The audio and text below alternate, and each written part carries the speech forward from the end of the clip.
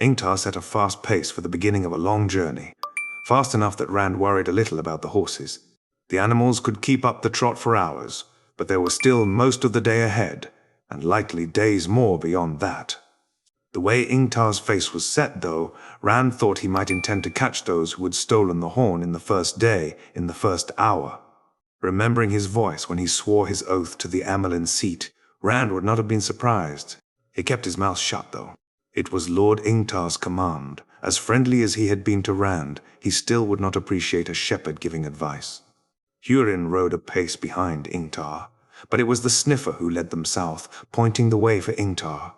The land was rolling, forested hills thick with fir and leatherleaf and oak, but the path, Hurin said, led almost straight as an arrow, never wavering except to go around a few of the taller hills where the way was clearly quicker around than over. The grey owl banner rippled in the wind. Rand tried to ride with Mat and Perrin, but when Rand let his horse drop back to them, Mat nudged Perrin, and Perrin reluctantly galloped to the head of the column with Mat. Telling himself there was no point riding at the back by himself, Rand rode back to the front. They fell to the rear again, Mat again urging Perrin. "Burn them. I only want to apologize." He felt alone. It did not help that he knew it was his own fault. Atop one hill, Uno dismounted to examine ground churned by hooves. He poked at some horse droppings and grunted. "Bloody well moving fast, my lord." He had a voice that sounded as if he was shouting when he was just speaking. "We've not made up an hour on them. Burn me. We may have lost a flaming hour. They'll kill their bloody horses the way they're going." He fingered a hoofed track. "No horse, that. Bloody Trolloc. Some flaming goat feet over there." "We will catch them," Ingtar said grimly. "Our horses, my lord. Does no good to ride them into the bloody ground before we do catch up, my lord. Even if they do kill their horses, bloody Trollocs can keep going longer than horses. We will catch them. Mount, Uno."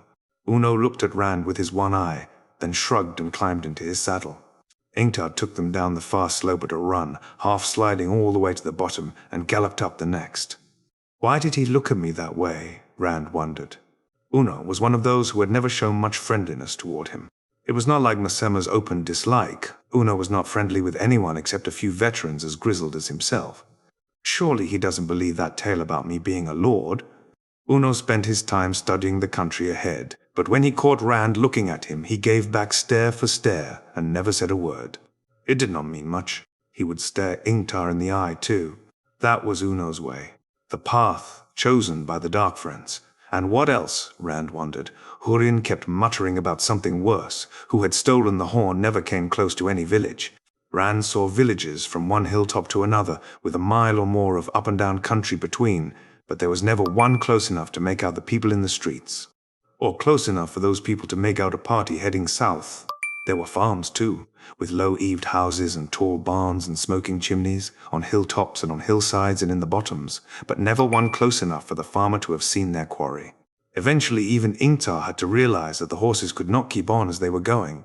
Rand heard muttered curses, and Ingtar pounded his thigh with a gauntleted fist, but finally he ordered everyone to dismount. They trotted, leading their horses uphill and down for a mile, then mounted and rode again. Then it was down again and trot. Trot a mile, then ride a mile. And trot, then ride.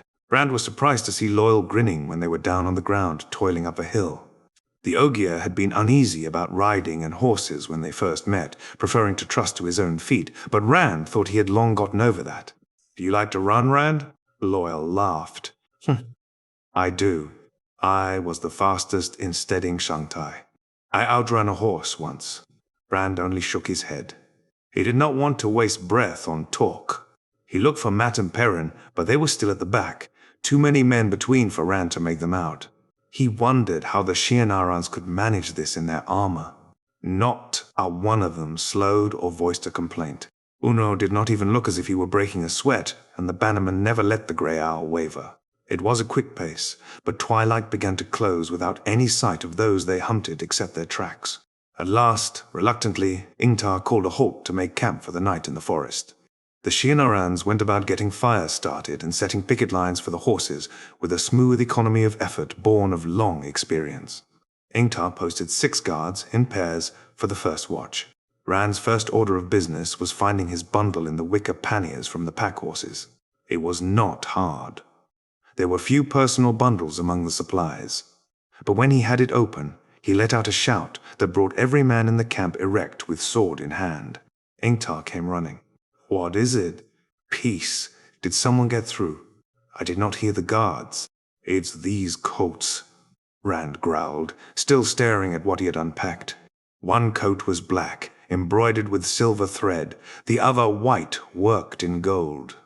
Both had herons on the collars, and both were at least as ornate as the scarlet coat he was wearing.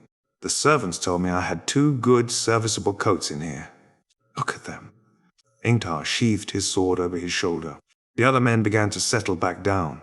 Well, they are serviceable. I can't wear these. I can't go around dressed like this all the time. You can wear them. A coat's a coat. I understand Aes Sedai herself saw to your packing. Maybe Aes Sedai do not exactly understand what a man wears in the field. Ingtar grinned. After we catch these Trollocs, perhaps we'll have a feast. You will be dressed for it, at least, even if the rest of us are not. He strolled back to where the cook fires were already burning. Rand had not moved since Ingtar mentioned Moiraine. He stared at the coats. What is she doing? Whatever it is, I will not be used. He bundled everything together again and stuffed the bundle back into the pannier. I can always go naked, he thought bitterly. Shienaran took turns at the cooking when they were in the field, and Mathema was stirring the kettle when Rand returned to the fires. The smell of a stew made from turnips, onions, and dried meat settled over the camp. Ingtar was served first, and then Uno, but everyone else stood in line however they happened to come. Mathema slopped a big ladle of stew on Rand's plate. Rand stepped back quickly to keep from getting the overflow on his coat and made room for the next man while sucking a burned thumb. Mathema stared at him with a fixed grin that never reached his eyes, until Uno stepped up and cuffed him. We didn't bloody bring enough for you to be spilling it on the flaming ground. The one-eyed man looked at Rand and left. Mathema rubbed his ear, but his glare followed Rand. Rand went to join Ingtar and Loial, sitting on the ground under a spreading oak. Ingtar had his helmet off, on the ground beside him, but otherwise he was fully armored. Mat and Perrin were already there, eating hungrily. Mat gave a broad sneer at Rand's coat, but Perrin barely looked up, golden eyes shining in the half-light from the fires, before bending back to his plate. At least they didn't leave this time. He sat cross-legged on the other side of Ingtar from them. I wish I knew why Uno keeps looking at me. It's probably this bloody coat. Ingtar paused thoughtfully around a mouthful of stew. Finally he said, Uno no doubt wonders if you are worthy of a heron-marked blade. Mat snorted loudly, but Ingtar went on unperturbed. Do not let Uno upset you. He would treat Lord Agelmar like a raw recruit if he could. Well, perhaps not Agelmar, but anyone else. He has a tongue like a file, but he gives good advice. He should. He's been campaigning since before I was born. Listen to his advice, don't mind his tongue, and you will do all right with Uno. I thought he was like Mathema. Bran shoveled stew into his mouth. It was too hot, but he gulped it down. They had not eaten since leaving Fal Dara, and he had been too worried to eat that morning. His stomach rumbled, reminding him it was past time. He wondered if telling Mathema he liked the food would help. Mathema acts like he hates me, and I don't understand it. Mathema served 3 years in the Eastern Marches, Ingtar said, at Ankordale against the Aiel. He stirred his stew with his spoon, frowning. I ask no questions, mind. If Landai Shan and Aes Sedai want to say you are from Andor, from the 2 rivers, then you are.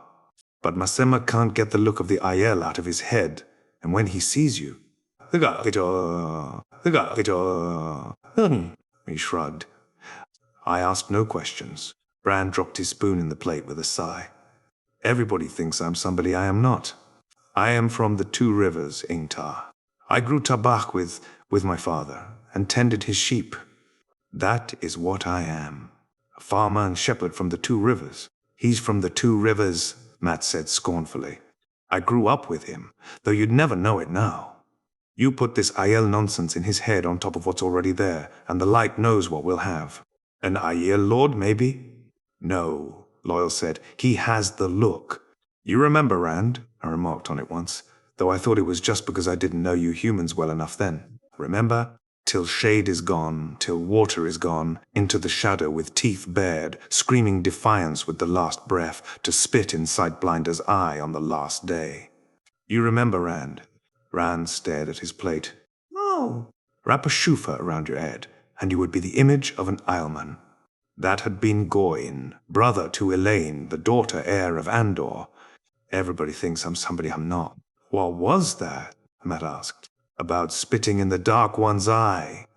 That's how long the Aiel say they'll fight, Ingtar said, and I don't doubt they will. Except for peddlers and gleemen, Aiel divide the world in two, Isle and enemies. They changed that for Kerhian 500 years ago. For some reason no one but an Aiel could understand, but I do not think they will ever do so again. I suppose not, Loial sighed. But they do let the Tuatha'an, the traveling people, cross the waste. And they don't see Ogier as enemies either, though I doubt any of us would want to go out into the waste. Aiel come to steading Shangtai, sometimes to trade for Sangwood. A hard people, though. Ingtar nodded. I wish I had some as hard. Half as hard. Is that a joke? Mat laughed. If I ran a mile wearing all the iron you're wearing, I would fall down and sleep a week. You've done it mile after mile all day. Aiel are hard, Ingtar said. Man and woman, hard. I fought them, and I know. They will run 50 miles and fight a battle at the end of it. They're death-walking, with any weapon or none, except a sword. They will not touch a sword for some reason. Or ride a horse, not that they need to. If you have a sword, and the Isleman has his bare hands, it is an even fight. If you're good. They herd cattle and goats where you or I would die of thirst before the day was done. They dig their villages into huge rock spires out in the waste. They've been there since the breaking, near enough. Arthur Hawkwing tried to dig them out and was blooded, the only major defeats he ever suffered. By day, the air in the Isle waste shimmers with heat, and by night it freezes. And an Aiel will give you that blue-eyed stare and tell you there is no place on earth he would rather be. He won't be lying either. If they ever tried to come out, we would be hard-pressed to stop them. The Aiel War lasted 3 years, and that was only 4 out of 13 clans. Grey eyes from his mother doesn't make him an Aiel, Mat said. Ingtar shrugged. As I said, I asked no questions. When Rand finally settled down for the night, his head hummed with unwanted thoughts. Image of an Isleman. Aes Sedai wants to say you're from the Two Rivers. Aiel ravaged all the way to Tar Valon, born on the slopes of Dragonmount, the dragon reborn. I will not be used, he muttered. But sleep was a long time coming. Ingtar broke camp before the sun was up in the morning. They had breakfasted, and were riding south while the clouds in the east were still red with sunrise to come and dew still hung on the leaves. This time Ingtar put out scouts, and though the pace was hard, it was no longer horse-killing. Rand thought maybe Ingtar had realized they were not going to do it all in a day. The trail still led south, Hurin said. Until, 2 hours after the sun rose, one of the scouts came galloping back. Abandoned camp ahead, my lord. Just on that hilltop there. Must have been at least 30 or 40 of them there last night, my lord. Ingtar put spurs to horse, as if he had been told the Darkfriends were still there, and Rand had to keep pace or be trampled by the Shienarans who galloped up the hill behind him. There was not much to see. The cold ashes of campfires, well hidden in the trees, with what looked like the remnants of a meal tossed in them. A refuse heap too near the fires and already buzzing with flies. Ingtar kept the others back and dismounted to walk through the campsite with Uno, examining the ground. Hurin rode the circumference of the site, sniffing. Rand sat his stallion with the other men. He had no desire for any closer look at a place where Trollocs and Darkfriends had camped. And a fade. And something worse. Mat scrambled up the hill afoot and stalked into the campsite. Is this what a Darkfriend camp looks like? Smells a bit, but I can't say it looks any different from anybody else's. He kicked at one of the ash heaps, knocking out a piece of burned bone, and stooped to pick it up. What do Darkfriends eat? Doesn't look like a sheep bone or a cow. There was murder done here, Hurin said mournfully. He scrubbed at his nose with a kerchief. Worse than murder. There were Trollocs here, Ingtar said, looking straight at Mat. I suppose they got hungry, and the Darkfriends were handy. Mat dropped the blackened bone. He looked as if he were going to be sick. "They are not going south any longer, my lord," Hurin said. That took everyone's attention. He pointed back to the northeast. Maybe they'd decided to break for the Blight after all. Go around us. Maybe they were just trying to put us off by coming south. He did not sound as if he believed it. He sounded puzzled. "Whatever they were trying," Ingtar snarled, "I'll have them now." Little more than an hour later, though, Hurin drew rein. "They changed again, my lord. Sod again. And they killed someone else here." There were no ashes there, in the gap between two hills, but a few minutes' search found the body. A man curled up and stuffed under some bushes. The back of his head was smashed in, and his eyes still bulged with the force of the blow. No one recognized him, though he was wearing Shienaran clothes. "We'll waste no time burying Darkfriends," Ingtar growled. "We ride south." He suited his own words almost before they were out of his mouth. The day was the same as the day before had been, though. Uno studied tracks and droppings and said they had gained a little ground on their quarry.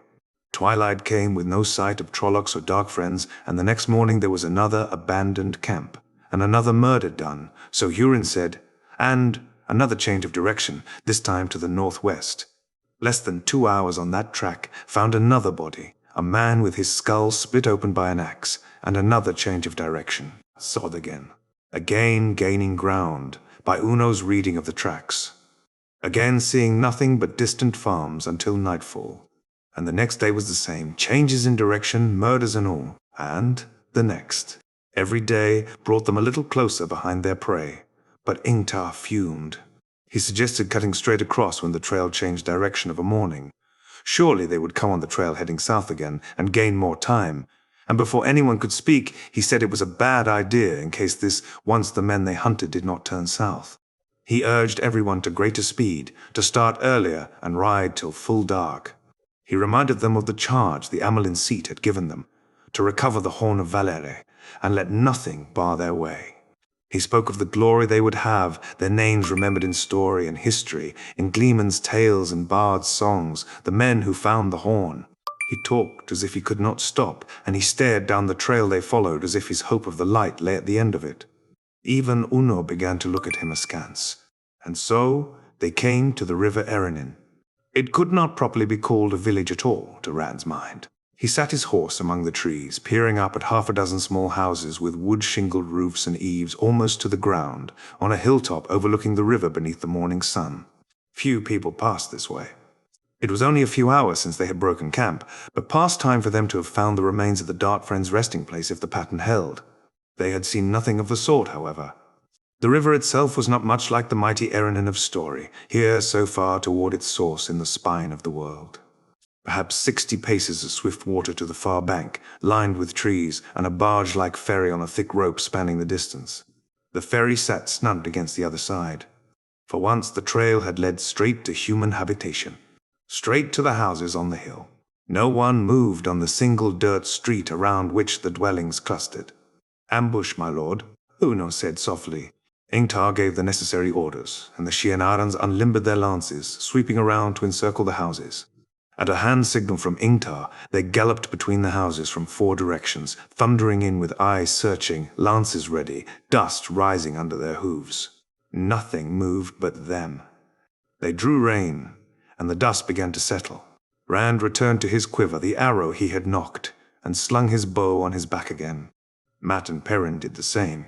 Loial and Hurin had just waited there where Ingtar had left them, watching uneasily. Ingtar waved, and Rand and the others rode up to join the Shienarans. "I don't like the smell of this place," Perrin muttered as they came among the houses. Hurin gave him a look, and he stared back until Hurin dropped his eyes. "It smells wrong." "Bloody Darkfriends and Trollocs went straight through, my lord," Uno said, pointing to a few tracks not chopped to pieces by the Shienarans. "Straight through to the goat-kissing ferry, which they bloody left on the other side. Blood and bloody ashes. We're flaming lucky they didn't cut it adrift." "Where are the people?" Loial asked. Doors stood open. Curtains flapped at open windows, but no one had come out for all the thunder of hooves. "Search the houses," Ingtar commanded. Men dismounted and ran to comply, but they came back shaking their heads. "They're just gone, my lord," Uno said. "Just bloody gone, burn me." like they'd picked up and decided to flaming walk away in the middle of the bloody day. He stopped suddenly, pointing urgently to a house behind Ingtar. "There's a woman at that window. How I bloody missed her." He was running for the house before anyone else could move. "Don't frighten her," Ingtar shouted. "Oh no, we need information. The light blind you, Uno. Don't frighten her." The one-eyed man disappeared through the open door. Ingtar raised his voice again. "We will not harm you, good lady. We are Lord Agelmar's oathman from Fal Dara. Do not be afraid. We will not harm you." A window at the top of the house flew up, and Uno stuck his head out, staring around wildly. With an oath, he pulled back. Thumps and clatters marked his passage back, as if he were kicking things in frustration. Finally, he appeared from the doorway. "Gone, my lord." She was there. A woman in a white dress, at the window. I saw her. I even thought I saw her inside for a moment, but then she was gone, and... He took a deep breath. "The house is empty, my lord." It was a measure of his agitation that he did not curse. "Curtains," Mat muttered. "He's jumping at bloody curtains." Uno gave him a sharp look, then returned to his horse. "Where did they go?" Brand asked Loial. "Do you think they ran off when the Darkfriends came? And Trollocs, and a Murdral, and Hurin something worse. Smart people if they ran as hard as they could." "I fear the Darkfriends took them, Rand," Loial said slowly. He grimaced, almost a snarl with his broad nose like a snout. "For the Trollocs." Rand swallowed and wished he had not asked. It was never pleasant to think on how Trollocs fed. "Whatever was done here," Ingtar said, "our Darkfriends did it." "Hurin, was there violence here?" "Killing?" Hurin. The sniffer gave a start in his saddle and looked around wildly. He had been staring across the river. "Violence, my lord?" "No. Or not exactly." He glanced sideways at Perrin. "I've never smelled anything exactly like it before, my lord. But there was hurting done. Is there any doubt they crossed over? Have they doubled back again?" "They crossed, my lord." Hurin looked uneasily at the far bank. "They crossed. What they did on the other side, though?" He shrugged. Ingtar nodded. "Oh no, I want that ferry back on this side, and I want the other side scouted before we cross. Just because there was no ambush here doesn't mean there will not be one when we are split by the river. That ferry does not look big enough to carry us all in one trip. See to it." Uno bowed, and in moments Rhaegan and Masema were helping each other out of their armor. Stripped down to breechclouts, with a dagger stuck behind in the small of the back, they trotted to the river on horsemen's bowed legs and waded in, beginning to work their way hand over hand along the thick rope along which the ferry ran. The cables sagged enough in the middle to put them in the river to their waists, and the current was strong, pulling them downstream, yet in less time than Rand expected they were hauling themselves over the slatted sides of the ferry. Drawing their daggers, they disappeared into the trees. After what seemed like forever, the two men reappeared and began pulling the ferry slowly across. The barge butted against the bank below the village, and Masema tied it off while Rhaegan trotted up to where Ingtar waited. His face was pale, the arrow scar on his cheek sharp, and he sounded shaken. In the far bank. "There is no ambush on the far bank, my lord, but..." He bowed deeply, still wet and shivering from his excursion. "My lord, you must see for yourself. The big stone oak, 50 paces south from the landing. I cannot say the words. You must see it yourself." Ingtar frowned, looking from Rhaegan to the other bank. Finally he said, "You have done well, Rhaegan. Both of you have." His voice became more brisk. "Find these men something to dry themselves on from the houses, Uno, and see if anybody left water on for tea. Put something hot into them if you can. If you can. Then bring the second file and the pack animals over." He turned to Rand. "Well, are you ready to see the south bank of the Erenin?" He did not wait for an answer, but rode down to the ferry with Hurin and half the lancers. Brand hesitated only a moment before following. Loial went with him. To his surprise, Perrin rode down ahead of them looking grim. Some of the lancers, making gruff jokes, dismounted to haul on the rope and walk the ferry over. Mat waited until the last minute, when one of the Shienarans was untying the ferry, before he kicked his horse and crowded aboard. "I have to come sooner or later, don't I?" he said, breathless, to no one in particular. "I have to find it." Rand shook his head. With Mat looking as healthy as he ever had, he had almost forgotten why he was along. To find the dagger. "Let Ingtar have the horn. I just want the dagger for Mat." "We will find it, Mat." Mat scowled at him, with a sneering glance for his fine red coat, and turned away. Gwawan sighed. "It will all come right, Rand," Loial said quietly. "Somehow it will." The current took the ferry as it was hauled out from the bank, tugging it against the cable with a sharp creak. The lancers were odd ferrymen, walking the deck in helmets and armor with swords on their backs, but they took the ferry out into the river well enough. "This is how we left home," Perrin said suddenly. At Tarrant Ferry, the ferrymen's boots clunking on the deck and the water gurgling around the ferry. "This is how we left. It will be worse this time." "How can it be worse?" Grand asked. Perrin did not answer. "Tahan!" He searched the far bank, and his golden eyes almost seemed to shine, but not with eagerness. After a minute, Mat asked, "How can it be worse?" "It will be. I can smell it," was all Perrin would say. Hurin eyed him nervously, but then Hurin seemed to be eyeing everything nervously since they had left Fal Dara. The ferry bumped against the south bank with a hollow thud of stout planks against hard clay, almost under overhanging trees, and the Shienarans who had been hauling on the rope mounted their horses, except for 2 Ingtar told to take the ferry back over for the others. The rest followed Ingtar up the bank. 50 paces to a big stone oak," Ingtar said as they rode into the trees. He sounded too matter-of-fact. If Regan could not speak of it. Some of the soldiers eased the swords on their backs and held their lances ready. At first Rand thought the figures hanging by their arms from the thick grey limbs of the stone yoke were scarecrows. Crimson scarecrows. Then he recognized the 2 faces. Changu, and the other man who had been on guard with him. Nidao. Eyes staring, teeth bared in a rictus of pain. They had lived a long time after it began. Perrin made a sound in his throat, nearly a growl. "As bad as ever I've seen, my lord," Hurin said faintly. "As bad as ever I've smelled, excepting the dungeon at Fal Dara that night." Frantically, Rand sought the void. The flames seemed to get in the way, the queasy light fluttering in time with his convulsive swallows, but he pushed on until he had wrapped himself in emptiness. The queasiness pulsed in the void with him, though. Not outside for once, but inside. No wonder, looking at this. The thought skittered across the void like a drop of water on a hot griddle. What happened to them?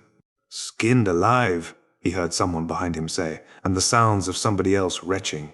He thought it was Mat, but it was all far away from him, inside the void. But that nauseous flickering was in there too. He thought he might throw up himself. "Cut them down," Ingtar said harshly. He hesitated a moment, then added, "Bury them. We cannot be sure they were Darkfriends. They could have been taken prisoner. They could have been. Let them know the last embrace of the mother, at least." Men rode forward gingerly with knives, even for battle-hardened Shienarans. It was no easy task, cutting down the flayed corpses of men they knew. "Are you all right, Rand?" Ingtar said. "I am not used to this either." "Aye. I'm all right, Ingtar." Rand let the void vanish. He felt less sick without it. His stomach still curdled, but it was better. Ingtar nodded and turned his horse so he could watch the men working. The burial was simple. 2 holes dug in the ground and the bodies laid in as the rest of the Shienarans watched in silence. The gravediggers began shoveling earth into the graves with no more ado. Rand was shocked, but Loial explained softly. "Shienarans believe we all came from Earth and must return to Earth. They never use coffins or shrouds, and the bodies are never clothed. The Earth must hold the body. The last embrace of the mother, they call it. And there are never any words except, 'The light shine on you, and the Creator shelter you. The last embrace of the mother welcome you home.'" Loial sighed and shook his huge head. "I do not think anyone will say them this time. No matter what Ingtar says, Rand, there cannot be much doubt the Changu and Nidao slew the guards at the dog gate and let the Darkfriends into the keep. It had to be they who were responsible for all of it. Then who shot the arrow at the Amelin? Grand swallowed. Who shot at me? Loial said nothing. Uno arrived with the rest of the men and the pack horses as the last earth was being shoveled onto the graves. Someone told him what they had found, and the one-eyed man spat. Goat-kissing Trollocs do that along the Blight sometimes, when they want to shake your bloody nerve or flaming warn you not to follow. Burn me if it works here either. Before they rode away, Ingtar paused on his horse beside the unmarked graves, 2 mounds of bare earth that looked too small to hold men. After a moment he said, "The light shine on you, and the Creator shelter you. The last embrace of the Mother welcome you home." When he raised his head, he looked at each man in turn. There was no expression on any face, least of all on Ingtar's. "They saved Lord Egumar at Tarwin's Gap," he said. Several of the lancers nodded. Ingtar turned his horse. "Which way, Hurin?" "South, my lord." "Take the trail. We hunt." The forest soon gave way to gently rolling flatland, sometimes crossed by a shallow stream that had dug itself a high-banked channel, with never more than a low rise or a squat hill that barely deserved the name. Perfect country for the horses. Ingtar took advantage of it, setting a steady, ground-covering pace. Occasionally Rand saw what might have been a farmhouse in the distance, and once what he thought was a village, with smoke rising from chimneys a few miles off and something flashing white in the sun. But the land near them stayed empty of human life, long swaths of grass dotted with brush and occasional trees, with now and again a small thicket, never more than 100 paces across. Ingtar put out scouts, 2 men riding ahead, in sight only when they topped an occasional rise. He had a silver whistle hanging around his neck to call them back if Hurin said the trail had veered, but it did not. South, always south. "We will reach the field of Talidar in 3 or 4 days at this rate," Ingtar said as they rode. Arthur Hawkwing's greatest single victory, when the half-men led the Trollocs out of the Blight against him. 6 days and nights it lasted, and when it was done, the Trollocs fled back into the Blight and never dared challenge him again. He raised a monument there to his victory, a spire 100 spans high. He would not let them put his own name on it, but rather the names of every man who fell, and a golden sun at the top, symbol that there the light had triumphed over the shadow. "I would like to see that," Loial said. "I have never heard of this monument." Ingtar was silent for a moment, and when he spoke his voice was quiet. "It is not there any longer, Builder. When Hawkwing died, the ones who fought over his empire could not bear to leave a monument to a victory of his, even if it did not mention his name. There's nothing left but the mound where it stood. In 3 or 4 days we can see that, at least." His tone did not allow much conversation afterwards. With the sun hanging golden overhead, they passed a structure, square and made of plastered brick, less than a mile from their path. It was not tall, no more than 2 stories, still standing anywhere he saw, but it covered a good hide of ground. An air of long abandonment hung about it, roofs gone except for a few stretches of dark tile clinging to bits of rafter, most of the once white plaster fallen to bear the dark, weathered brick beneath, walls fallen to show courtyards and decaying chambers inside. Brush, and even trees, grew in the cracks of what had once been courtyards. "A manor house," Ingtar explained. The little humor he had regained seemed to fade as he looked at the structure. "When Harad Dakar still stood, I expect the Manor-man farmed this land for a league around. Orchards, maybe. The Hardani loved their orchards." "Harad Dakar," Rand said, and Ingtar snorted. "Does no one learn history any longer? Harad Dakar, the capital city of Hardan, which nation this once was that we are riding across." "I've seen an old map," Rand replied in a tight voice. "I know about the nations that aren't there anymore. Maredo and Goaban and Karalan. But there wasn't any Harden on it. There were once others that are gone now too," Loial said. "Mar Hadden, which is now Hadden Merk, and Ormoth. Kintara. The War of the 100 Years cut Arthur Hawkwing's empire into many nations, large and small. The small were gobbled up by the large, or else united, like Otara and Morandi. Forced together would be a better word than united, I suppose." "So what happened to them?" Mat demanded. Rand had not noticed Perrin and Mat ride up to join them. They had been at the rear, as far from Randall Thor as they could get, the last he had seen. They could not hold together, the Ogier replied. Crops failed, or trade failed. People failed. Something failed in each case, and the nation dwindled. Often neighboring countries absorbed the land when the nations were gone, but they never lasted, those annexations. In time, the land truly was abandoned. Some villages hang on here and there, but mostly they have all gone to wilderness. It is nearly 300 years since Dara was finally abandoned. But even before that, it was a shell, with a king who could not control what happened inside the city walls. Dara itself is completely gone now, I understand. All the towns and cities of Harden are gone, the stone carted away by farmers and villagers for their own use. Most of the farms and villages made with it are gone too. So I read, and I've seen nothing to change it. It was quite a quarry, Dara, for almost 100 years, Ingtar said bitterly. The people left, finally, and then the city was hauled away stone by stone. All faded away, and what has not gone is fading. Everything, everywhere, fading. There is hardly a nation that truly controls the land it claims on a map, and there is hardly a land that claims today on a map what it did even 100 years ago. When the War of the 100 Years ended, a man rode from one nation into another without end, from the Blight to the Sea of Storms. Now we can ride through wilderness claimed by no nation for almost the whole of the land. We in the borderlands have our battle with the Blight to keep us strong and whole. Perhaps they did not have what they needed to keep them strong. You say they failed, Builder? Yes, they failed. And what nation standing whole today will fail tomorrow? We are being swept away, humankind. Swept away like flotsam on a flood. How long until there is nothing left but the borderlands? How long before we too go under, and there is nothing left but Trollocs and Myrddraal all the way to the Sea of Storms? There was a shocked silence. Not even Mat broke it. Ingtar rode lost in his own dark thoughts. After a time, the scouts came galloping back, straight in the saddles, lances erect against the sky. A village ahead, my lord. We were not seen, but it lies directly in our line of march. Ingtar shook himself out of his brown study, but did not speak until they had reached the crest of a low ridge looking down on the village, and then it was only to command a halt while he dug a looking-glass from his saddlebags and raised it to peer at the village. Rand studied the village with interest. It was as big as Emon's Field, though that was not very big compared to some of the towns he had seen since leaving the two rivers, much less the cities. The houses were all low and plastered with white clay, and they appeared to have grass growing on sloping roofs.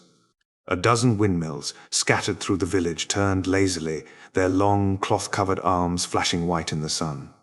A low wall encircled the village, grassy dirt and chest high, and outside that was a wide ditch with sharpened stakes thick in the bottom. There was no gate in the one opening he could see in the wall, but he supposed it could be blocked easily enough with a cart or wagon. He could not see any people, not even a dog in sight, Ingtar said, returning the looking-glass to his saddlebags. Are you sure they did not see you? He asked the scouts. Not unless they have the Dark One's own luck, my lord, one of the men replied. We never crested the rise. We didn't see anyone moving then either, my lord. Ingtar nodded. The trail, Hurin? Hurin drew a deep breath. Toward the village, my lord. Straight to it, as near as I can tell from here. Watch sharp, Ingtar commanded, gathering his reins. And do not believe that they're friendly just because they smile. If there is anyone there. He led them down toward the village at a slow walk and reached up to loosen his sword in its scabbard. Rand heard the sounds of others behind him doing the same. After a moment he eased his too. Trying to stay alive was not the same as trying to be a hero, he decided. You think these people would help Darkfriends? Perrin asked Ingtar. The Shienaran was slow in answering. They have no great love for Shienarans, he said finally. They think we should protect them.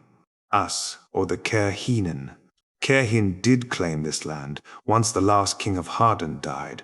All the way to the Erinin, they claimed it. They could not hold it, though. They gave up the claim nearly 100 years ago. The few people who still live here don't have to worry about Trollocs this far south, but there are plenty of human brigands. That's why they have the wall. And the ditch. All their villages do. Their fields will be hidden in hollows around here, but no one will live outside the wall. They would swear fealty to any king who would give them his protection. But we have all we can do against the Trollocs. They do not love us for it, though. As they reached the opening in the low wall, he added again, "Watch sharp!" All the streets led toward a village square, but there was no one in the streets, no one peering from a window. Not even a dog moved, not so much as a chicken, nothing living.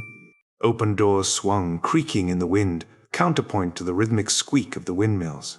The horses' hooves sounded loud on the packed dirt of the street. "Like at the ferry," Hurin muttered, "but different." He rode, hunched in his saddle, head down as if he were trying to hide behind his own shoulders. Violence done, but I don't know. It was bad here. It smells bad. "Uno," Ingtar said. "Take one file and search the houses. If you find anyone, bring them to me in the square. Do not frighten them this time, though. I want answers, not people running for their lives." He led the other soldiers toward the center of the village as Uno got his 10 dismounted. Rand hesitated, looking around. The creaking doors, the squealing windmills, the horses' hooves, all made too much noise, as if there were not another sound in the world. He scanned the houses. The curtains in an open window beat against the outside of the house. They all seemed lifeless. With a sigh, he got down and walked to the nearest house, then stopped, staring at the door. "It's just a door. What are you afraid of?" He wished he did not feel as if there was something waiting on the other side. He pushed it open. He pushed it open. Inside was a tidy room. Or had been. The table was set for a meal. Ladder-backed chairs gathered around, some plates already served. A few flies buzzed above bowls of turnips and peas, and more crawled on a cold roast sitting in its own congealed grease. There was a slice half-carved from the roast, the fork still standing stuck in the meat, and the carving knife lying partway in the platter as if dropped. Bran stepped inside. Blink. A smiling, bald-headed man in rough clothes laid a slice of meat on a plate held by a woman with a worn face. She was smiling too, though. She added peas and turnips to the plate and passed it to one of the children lining the table. There were half a dozen children, boys and girls, from nearly grown down to barely tall enough to look over the table. The woman said something, and the girl taking the plate from her laughed. The man started to cut another slice. Suddenly another girl screamed, pointing at the door to the street. The man dropped the carving knife and whirled. Then he screamed too, face tight with horror, and snatched up a child. The woman grabbed another and motioned desperately to the others, her mouth working frantically, silently. They all scrabbled toward a door in the back of the room. That door burst open and... blink. Clant could not move. The flies buzzing over the table sounded louder. His breath made a cloud in front of his mouth. Blink. A smiling, bald-headed man in rough clothes laid a slice of meat on a plate held by a woman with a worn face. She was smiling too, though. She added peas and turnips to the plate and passed it to one of the children lining the table. There were half a dozen children, boys and girls, from nearly grown down to barely tall enough to look over the table. The woman said something, and the girl taking the plate from her laughed. The man started to cut another slice. Suddenly another girl screamed, pointing at the door to the street. The man dropped the carving knife and whirled. Then he screamed too, face tight with horror, and snatched up a child. The woman grabbed another and motioned desperately to the others, her mouth working frantically, silently. They all scrabbled toward the door in the back of the room. That door burst open and... blink. Rand struggled, but his muscles seemed frozen. The room was colder.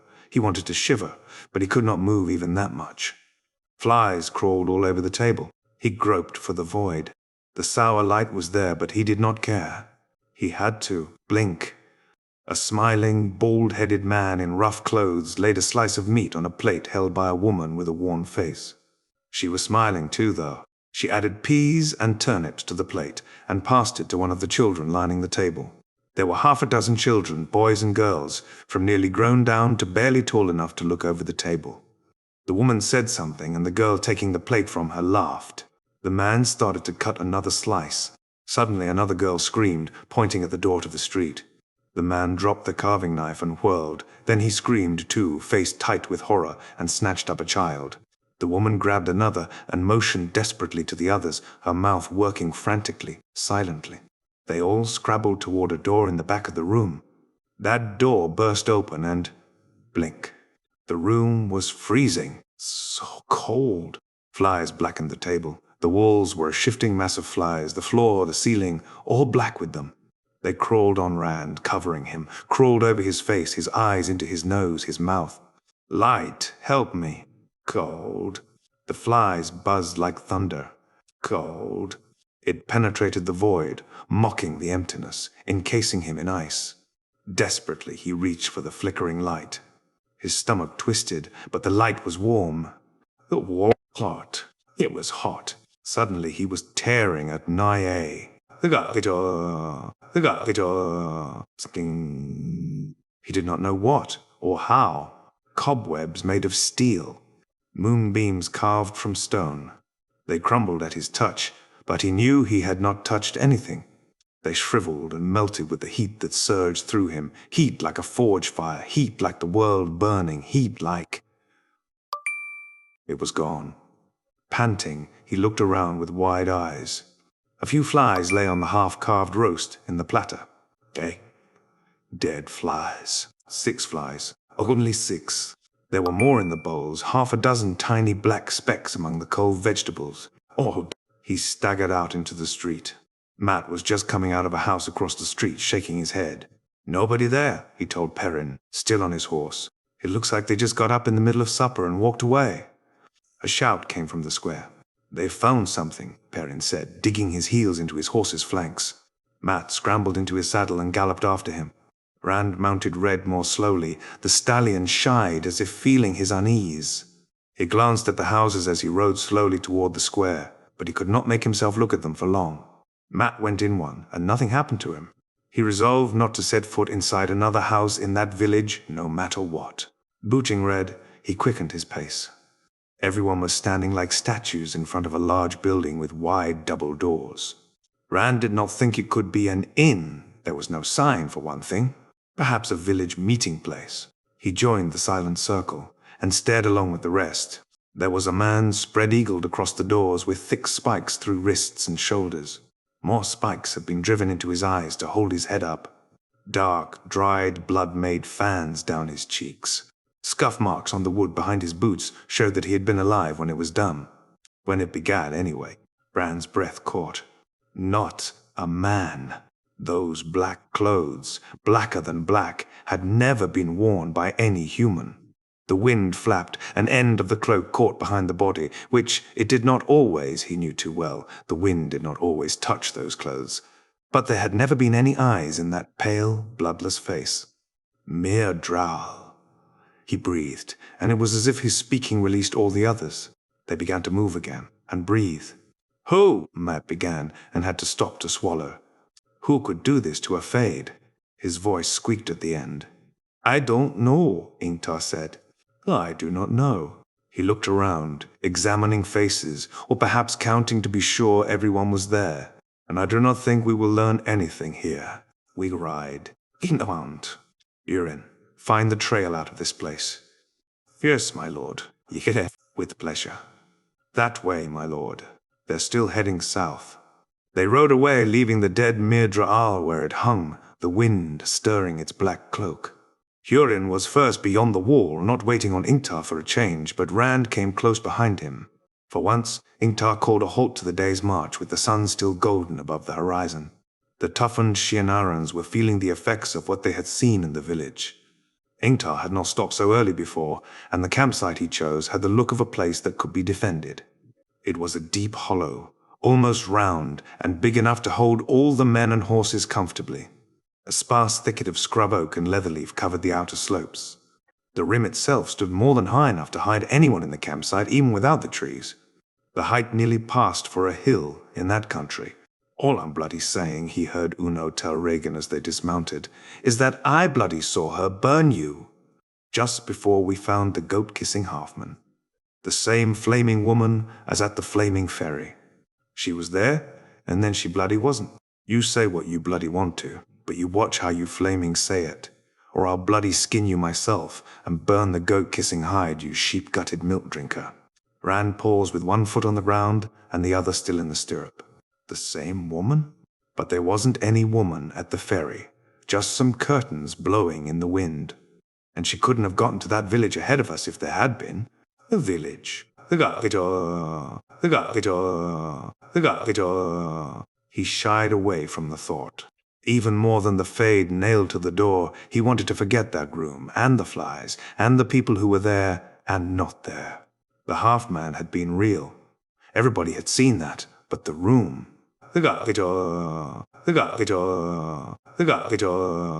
Maybe I'm finally going mad. He wished Moiraine was there to talk to. Wishing for an Aes Sedai. You are a fool. You're well out of that, now stay out. But am I out? What happened there? Pack horses and supplies in the middle, Ingtar commanded, as the lancers went about setting up camp.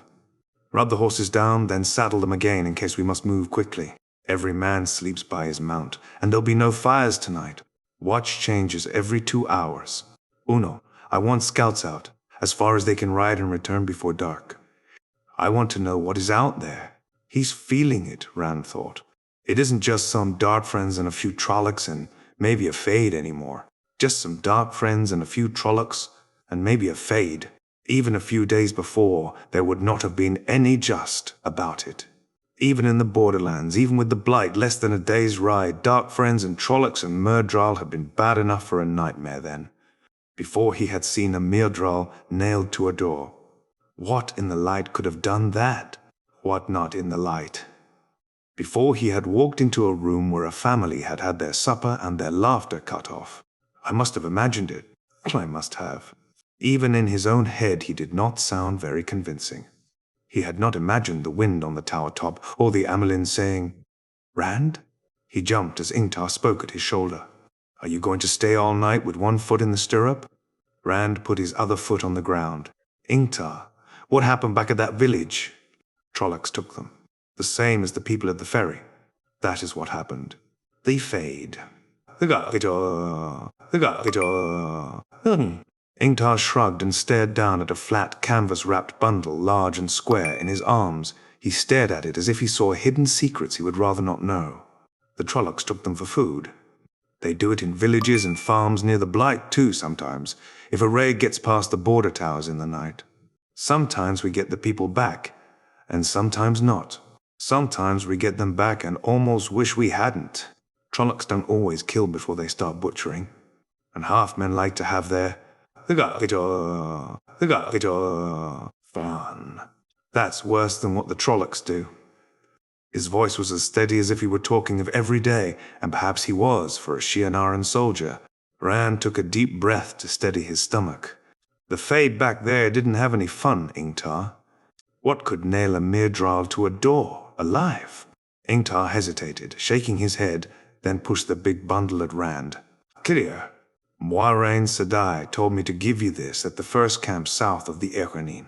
I don't know what is in it, but she said you would need it. She said to tell you to take care of it, your life may depend on it." Rand took it reluctantly. His skin prickled at the touch of the canvas. There was something soft inside. Cloth, maybe. He held it gingerly. He doesn't want to think about the Myrddraal either. What happened in that room? He realized suddenly that for him, the Fade, or even that room, was preferable to thinking about what Moiraine might have sent him. "I was told to tell you at the same time that if anything happens to me, the Lancers will follow you." "Oh." Rand gasped, forgetting the bundle and everything else. Ingtar met his incredulous stare with a calm nod. "That's crazy. I've never led anything but a flock of sheep, Ingtar. They would not follow me anyway. Besides, Moiraine can't tell you who your second is. I don't know. Uno and I were caught to Lord Agelmar the morning we left. Moiraine Sedai was there, but it was Lord Agelmar who told me. You are second, Rand. But why, Ingtar? Why?" Moraine's hand was bright and clear in it, hers and the Amelin's, pushing him along the path they had chosen, but he had to ask.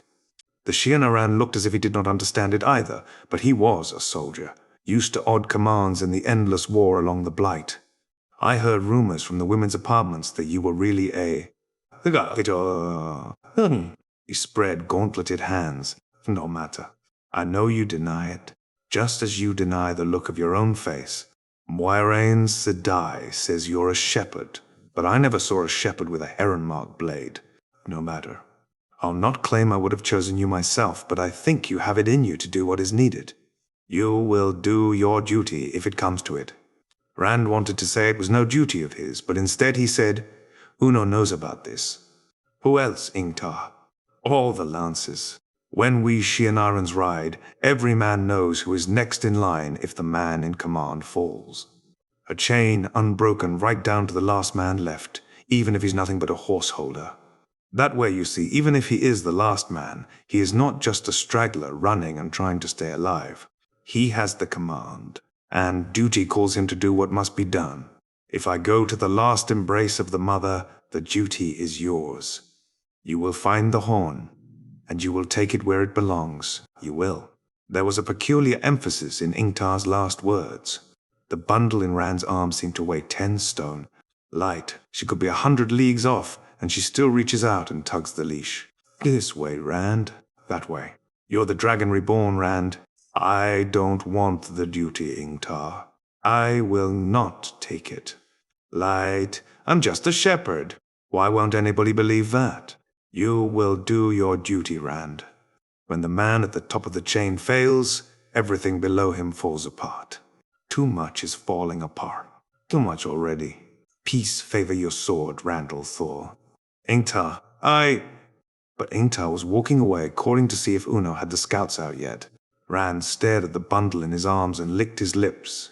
He was afraid he knew what was in it. He wanted to look, yet he wanted to throw it in a fire without opening it. He thought he might, if he could be sure it would burn without anyone seeing what was inside.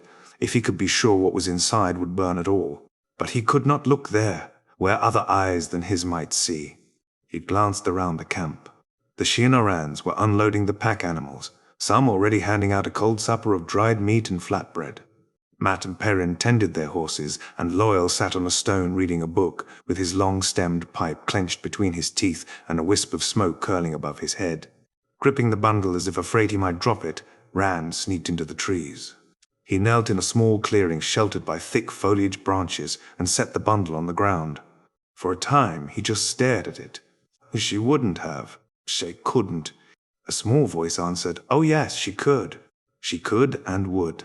Finally, he set about untying the small knots in the cords that bound it.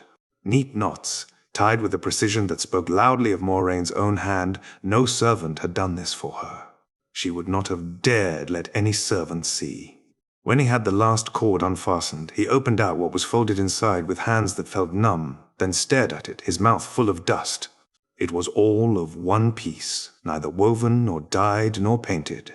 A banner, white as snow, big enough to be seen the length of a field of battle. And across it marched a rippling figure like a serpent scaled in gold and crimson, but a serpent with 4 scaled legs, each tipped with 5 golden claws, a serpent with eyes like the sun, and a golden lion's mane. He had seen it once before, and Moraine had told him what it was. The banner of Luz.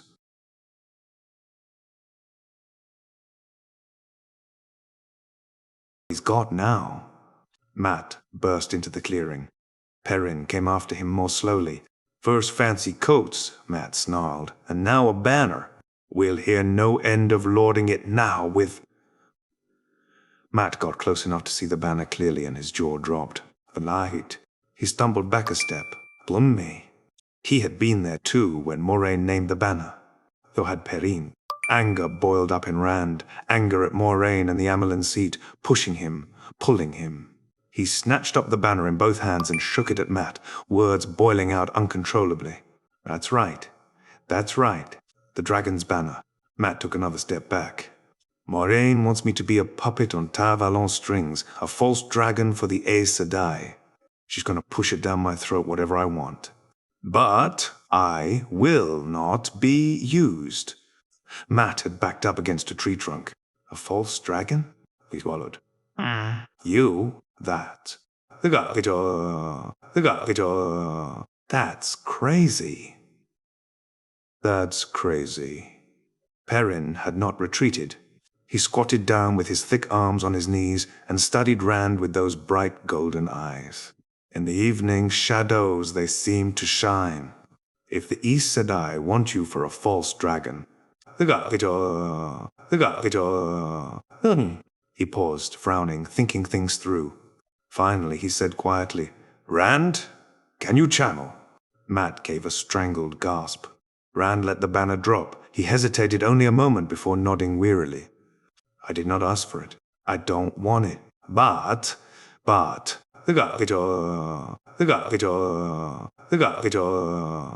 I do not think I know how to stop it. The room with the flies came back unbidden to his mind. I don't think they'll let me stop. Blum me. Juansa, Mat breathed. Blood and bloody ashes. They'll kill us, you know. All of us. Perrin and me as well as you. If Ingtar and the others find out, they will cut our bloody throats for Darkfriends. Light. They'll probably think we were part of stealing the horn and killing those people in Fal Dara. Shut up, Mat, Perrin said calmly. Don't tell me to shut up. If Ingtar doesn't kill us, Rand will go mad and do it for him. Burn me. Burn me.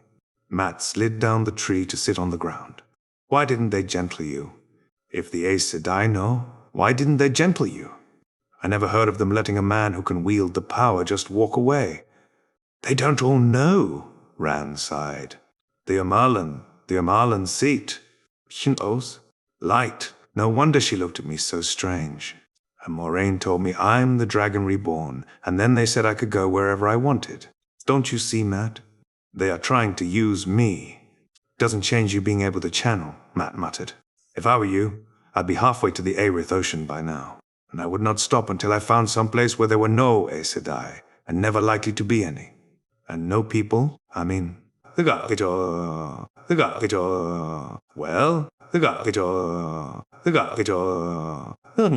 Shut up, Mat, Perrin said. Why are you here, Rand? The longer you stay around people, the more likely it is. Somebody will find out and send for Aes Sedai. Aes Sedai who won't tell you to go on about your business. He paused, scratching his head over that. And Mat's right about Ingtar. I don't doubt he would name you Darkfriend and kill you. Kill all of us, maybe. He seems to like you, but he'd still do it, I think.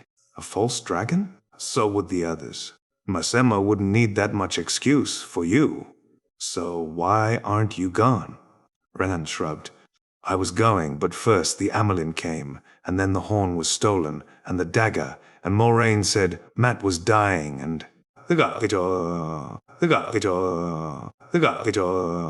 Light. I thought I could stay with you until we found the dagger, at least. I thought I could help with that. Maybe I was wrong. You came because of the dagger, Mat said quietly. He rubbed his nose and grimaced. I never thought of that. I never thought you wanted to.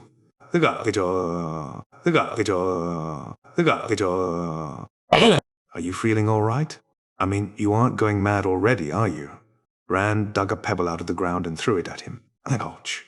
Mat rubbed his arm. I was just asking. I mean, all those fancy clothes, and all that talk about being a lord. Well, that isn't exactly right in the head. I was trying to get rid of you, fool. I was afraid I'd go mad and hurt you.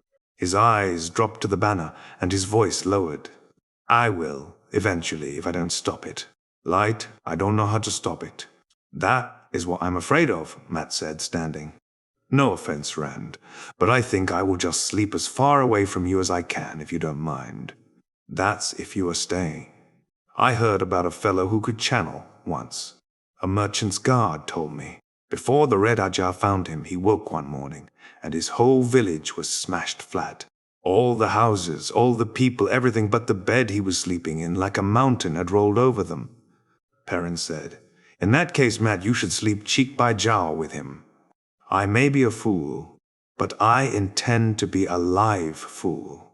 Mat hesitated, looking sideways at Rand. Look, I know you came along to help me, and I am grateful. I really am. But you just are not the same anymore. You understand that, don't you? He waited, as if he expected an answer. None came. Finally, he vanished into the trees, back toward the camp. What about you? Rand asked. Perrin shook his head, shaggy curls swinging. I don't know, Rand. You are the same, but then again you aren't. A man channeling. My mother used to frighten me with that when I was little. I just do not know. He stretched out his hand and touched a corner of the banner. I think I would burn this, or bury it if I were you. Then I'd run so far, so fast, no Aes Sedai would ever find me. Mat was right about that. He stood up, squinting at the western sky, beginning to turn red with the sinking sun. Time to get back to the camp. To the camp. You think on what I said, Rand. I'd run, but maybe you can't run. Think of that too. His yellow eyes seemed to look inward, and he sounded tired. Sometimes you can't run. Then he was gone too. Rand knelt there, staring at the banner spread out on the ground. Well, sometimes you can run, he muttered. Only maybe she gave me this to make me run. Maybe she has something waiting for me if I run. I won't do what she wants. I won't. I'll bury it right here. But she said, my life may depend on it, and Aes Sedai never lie, so you can see it. Suddenly his shoulders shook with silent laughter. Now I'm talking to myself. Maybe I am going mad already. When he returned to the camp, he carried the banner wrapped in the canvas once more, tied with knots less neat than Moiraine's had been. The light had begun to fail, and the shadow of the rim covered half the hollow. The soldiers were settling in, all with their horses by their sides, lances propped to hand. Mat and Perrin were bedding down alongside their horses. Rand gave them a sad look, then fetched Red, standing where he had been left with his reins dangling, and went to the other side of the hollow, where Hurin had joined Loial. The Ogier had given over reading and was examining the half-buried stone on which he had been sitting, tracing something on the stone with the long stem of his pipe. Hurin stood and gave Rand something just short of a bow. Hope you don't mind me making my bed here, Lord. Rand? I was just listening to the builder here. There you are, Rand, Loial said. You know, I think this stone was worked once. See? It's weathered, but it looks as if it was a column of some kind. And there are markings also. I can't quite make them out, but they look familiar somehow. Maybe you'll be able to see them better in the morning, Rand said. He pulled the saddlebags from Red. I'll be glad of your company, Hurin. I'm glad of anybody's company who isn't afraid of me. How much longer can I have it, though? He shifted everything into one side of the saddlebags, spare shirts and breeches and woolen stockings, sewing kit, tinder box, tin plate and cup, a greenwood box with knife and fork and spoon, a packet of dried meat and flatbread for emergency rations, and all the other travelers' necessaries, then stuffed the canvas-wrapped banner into the empty pocket. It bulged, the straps barely reaching the buckles, but then the other side bulged now, too. It would do. Loial and Hurin seemed to sense his mood, leaving him in silence while he stripped saddle and bridle from Red, rubbed the big bay down with tufts of grass torn from the ground, then resaddled him. Rand refused their offer of food. He did not think he could have stomached the best meal he had ever seen just then. All three of them made their beds there beside the stone, a simple matter of a blanket folded for a pillow and cloak to cover. The camp was silent now, but Rand lay awake past the fall of full dark. His mind darted back and forth.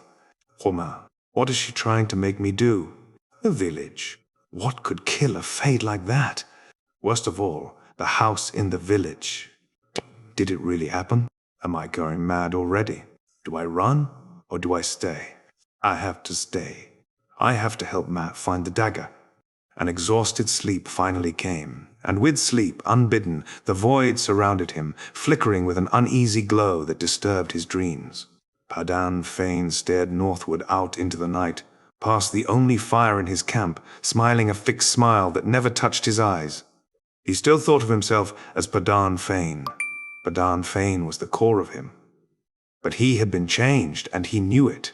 He knew many things now, more than any of his old masters could suspect. He had been a Darkfriend long years before. Ba'al-Zamon summoned him and set him on the track of the three young men from Emon's field, distilling what he knew of them, distilling him and feeding the essence back so that he could feel them, smell where they had been, follow wherever they ran. Yes, especially the one. A part of him still cringed, remembering what Ba'al-Zamon had done to him, but it was a small part, hidden, suppressed. He was changed. Following the three had led him into Shadar Logoth. He had not wanted to go, but he had had to obey. Then, and in Shadar Logoth, Fain drew a deep breath and fingered the ruby-hilted dagger at his belt. That had come from Shadar Logoth, too. It was the only weapon he carried, the only one he needed. It felt like a part of him. He was whole within himself now. That was all that mattered. He cast a glance to either side of his fire. The 12 Darkfriends who were left, their once fine clothes now rumpled and dirty, huddled in the darkness to one side, staring not at the fire, but at him. On the other squatted his Trollocs, 20 in number, the all-too-human eyes in those animal-twisted men's faces following his every move like mice watching a cat. It had been a struggle at first, waking each morning to find himself not completely whole, to find the Myrddraal back in command, raging and demanding they go north, to the Blight, to Sheol Ghul. But bit by bit, those mornings of weakness grew shorter, until he remembered the feel of the hammer in his hand, driving the spikes in, and he smiled. This time it did touch his eyes, with the joy of sweet memory. Weeping from the dark caught his ear, and his smile faded. I should never have let the Trollocs take so many. An entire village to slow them down. If those few houses at the ferry had not been deserted, perhaps. But Trollocs were greedy by nature, and in the euphoria of watching the Myrddraal die, he had not paid attention as he should. He glanced at the Trollocs. Any one of them was nearly twice as tall as he, strong enough to break him to flinders with one hand, yet they edged back, still crouching. Look at them. You may feed, but then make a pile of everything that remains, for our friends to find. Put the heads on top. Neatly now. He laughed, and cut it off short. Oh. The Trollocs scrambled away, drawing scythe-like swords and raising spiked axes. In moments, shrieks and bellows rose from where the villagers were bound, pleas for mercy, and children's screams were cut off by solid thuds and unpleasant squishing noises like melons being broken. Fane turned his back on the cacophony to look at his Darkfriends. They were his too, body and soul, such souls as they had left. Every one of them was mired as deeply as he had been before he found his way out, everyone with nowhere to go except to follow him. Their eyes clung to fearful, pleading. You think they will grow hungry again before we find another village or a farm? They may. You think I will be letting them have some more of you? Well, perhaps one or two. There aren't any more horses to spare. The others were only commoners, one woman managed in an unsteady voice. Dirt streaked her face above a finely cut dress that marked her as a merchant and wealthy. Smears stained the good grey cloth, and a long tear marred her skirt. They were peasants. We have served. I have served. Fane cut her off, his easy tone making his words all the harder. What are you to me? Less than peasants. Herd cattle for the Trollocs, perhaps? If you want to live, cattle, you must be useful. The woman's face broke. She sobbed, and suddenly all the rest were babbling, telling him how useful they were. Men and women who had had influence and position before they were called to fulfill their oaths at Fal Dara.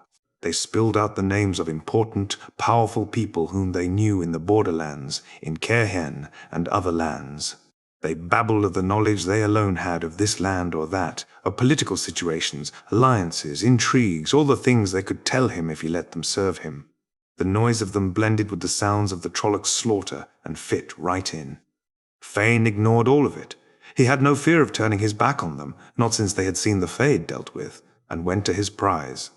Kneeling, he ran his hands over the ornate golden chest, feeling the power locked inside. He had to have a Trolloc carry it. He did not trust the humans enough to load it on a horse and pack saddle. Some dreams of power might be strong enough to overcome even fear of him. But Trollocs never dreamed of anything except killing. And he had not yet puzzled out how to open it. But that would come. Everything would come. Everything. Unsheathing the dagger, he laid it atop the chest before settling himself down beside the fire. That blade was a better guard than Trolloc or human. They had all seen what happened when he used it once. None would come within a span of that bared blade without his command, and then, reluctantly, lying there in his blankets, he stared northward. He could not feel Ulthor now. The distance between them was too great. Or perhaps Ulthor was doing his vanishing trick. Sometimes, in the keep, the boy had suddenly vanished from Fane's senses. He did not know how, but always Ulthor came back, just as suddenly as he had gone. He would come back this time, too. This time you come to me, Rand Ulthor. Before, I followed you like a dog driven on the trail, but now you follow me. His laughter was a cackle that even he knew was mad, but he did not care. Madness was a part of him too. Come to me, all Thor. The dance has not even begun yet. We'll dance on Toman Head, and I'll be free of you. I'll see you dead at last. Egwene hurried after Nynaeve toward the knot of Aes Sedai, around the Amyrlin Seat's horse-borne palanquin. Her desire to know what had caused the turmoil in Fal Dara kept outweighing even her worry over Rand. He was beyond her reach for the moment. Bella, her shaggy mare, was with the Aes Sedai's horses, and Nynaeve's mount too. The warders, hands on sword hilts and eyes searching everywhere, made a steel circle around the Aes Sedai and the palanquin. They were an island of relative calm in the courtyard, where Shienaran soldiers still ran amid the keep's horrified inhabitants. Egwene pushed in beside Nynaeve. The two of them all but ignored after a single sharp glance from the warders. All knew they would be leaving with the Amyrlin, and caught enough in the crowd's murmurs to learn of an arrow that had flashed seemingly from nowhere and a bowman yet uncaught. Egwene stopped, wide-eyed, too shocked even to think that she was surrounded by Aes Sedai. An attempt on the life of the Amyrlin Seat. It went beyond thinking of. The Amyrlin sat in her palanquin with the curtains drawn back, the blood-stained rip in her sleeve drawing all eyes, and faced down Lord Egelmar. You will find the bowman or you will not, my son. Either way, my business in Tar Valon is as urgent as that of Ingtar on his quest. I leave now. But mother, Egelmar protested, this attempt on your life changes everything. We still do not know who sent the man, or why. An hour more, and I will have the bowman and the answers for you. The Amyrlin barked a laugh with no amusement in it. You'll need slyer bait or finer nets to catch this fish, my son. By the time you have the man, it will be too late in the day for leaving. There are too many who would cheer to see me dead for me, to worry overmuch about this one. You may send me news of what you find, if you find anything at all. Her eyes traveled around the towers overlooking the courtyard, and the ramparts and archers' balconies, still jammed with people, though silent now. The arrow had to have come from one of those places. I think this bowman is already fled from Fal Dara. But, mother! The woman in the palanquin cut him off with a sharp gesture of finality. Not even the Lord of Fal Dara could press the Amyrlin Seat too far. Her eyes came to rest on Egwene and Nynaeve, piercing eyes that seemed to Egwene to be seeing everything about herself that she wanted to keep secret. Egwene took a step back, then caught herself and dropped a curtsy, wondering if that were proper. No one had ever explained to her the protocol of meeting the Amyrlin Seat. Nynaeve kept her back straight and returned the Amyrlin's stare, but she fumbled for Egwene's hand and gripped as hard as Egwene did. So these are your two, Moraine, the Amyrlin said. Moraine gave the barest nod, and the other Aes Sedai turned to stare at the two women from Aemon's field. Egwene swallowed. They all looked as if they knew things other people did not, and it was no help at all to know that they truly did.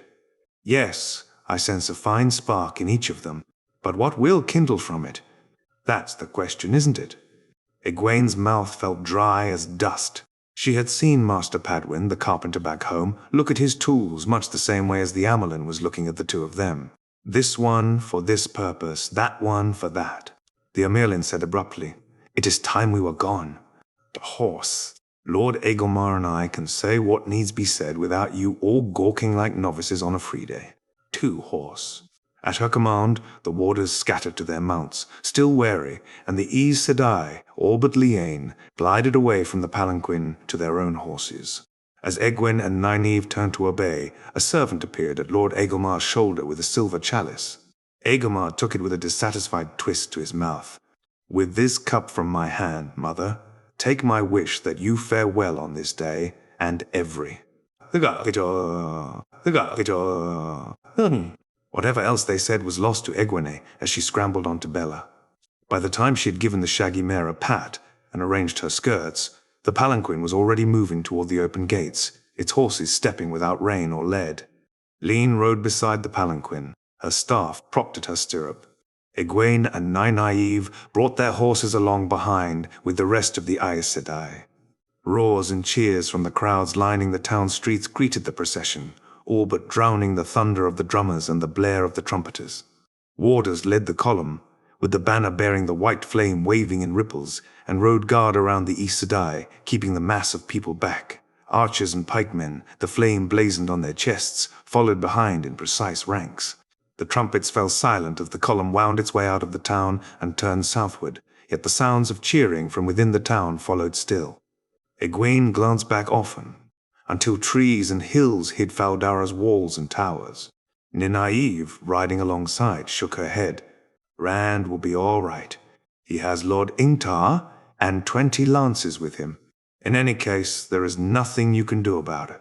Nothing either of us can do. She glanced toward Moiraine. The Aes Sedai's trim white mare and Lan's tall black stallion made an odd pair off to one side by themselves. Not yet. The column angled westward as it traveled, and it did not cover the ground quickly. Even footmen in half armor could not move fast through the Shienaran hills, and maintain the pace for long. Still, they pushed as hard as they could. Camps came late each night, the Amyrlin allowing no stop until barely enough light remained to pitch the tents, flattened white domes just tall enough to stand in. Each pair of Aes Sedai from the same Aha had one, while the Amyrlin and the Keeper had tents to themselves. Moiraine shared the tent of her two sisters of the Blue. The soldiers slept on the ground in their own encampment, and the warders wrapped themselves in their cloaks near the tents of the Aes Sedai, to whom they were bonded. The tent shared by the Red Sisters looked oddly lonely without any warders, while that of the Green seemed almost festive, the two Aes Sedai often sitting outside long past dark to talk with the 4 warders they had brought between them. Lan came once to the tent Egwene shared with Nynaeve, taking the wisdom into the night a little distance away. Egwene peered around the tent flap to watch. She could not hear what they said, except that Nynaeve eventually erupted in anger and came stalking back to wrap herself in her blankets and refused to talk at all. Egwene thought her cheeks were wet, though she hid her face with a corner of her blanket. Lan stood watching the tent from the darkness for a long time before he went away. After that he did not come again. Moiraine did not come near them, giving them only a nod in passing. She seemed to spend her waking hours speaking with the other Aes Sedai, all but the Red Sisters, drawing them aside one by one as they rode. The Amyrlin allowed few stops for rest, and those short. "Maybe she doesn't have time for us anymore," Egwene observed sadly. Moiraine was the one Aes Sedai she knew. Perhaps, though she did not like to admit it, the only one she was sure she could trust. She found us, and we are on our way to Tar Valon. I suppose she has other things to concern her now.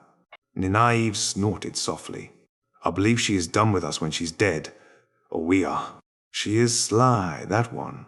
Other Aes Sedai came to their tent. Egwene almost jumped out of her skin that first night out of Fal Dara, when the tent flap was pushed aside and a plump, square-faced Aes Sedai with graying hair and a vaguely distracted look in her dark eyes ducked into their tent. She glanced at the lantern hanging at the highest point of the tent, and the flame rose a little higher. Egwene thought she felt something, thought she almost saw something about the Aes Sedai when the flame grew brighter. Moiraine had told her that one day, when she had more training, she would be able to see when another woman channeled, and to tell a woman who could channel even if she did nothing. "I am Verchen Mathwin," the woman said with a smile, "and you are Egwene Olver and Nynaeve Almaira, from the Two Rivers, which was once Manetherin, flung blood that it sings." Egwene exchanged glances with Nynaeve as they got to their feet. "Is this a summons to the Amyrlin's seat?" Egwene asked. Verchen laughed. The Aes Sedai had a smudge of ink on her nose. "Oh my, no. The Amyrlin has more important things to deal with than 2 young women who are not even novices yet. Although you never can tell. You both have considerable potential, especially you, Nynaeve. One day." She paused, rubbing a finger thoughtfully right atop the ink smudge. "But this is not one day.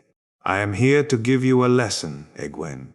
You have been poking in ahead of yourself, I fear." Nervously, Egwene looked at Nynaeve. "What have I done?" "Nothing that I'm aware of."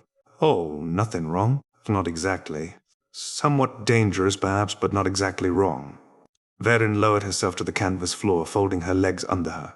"Sit, both of you." "Sit.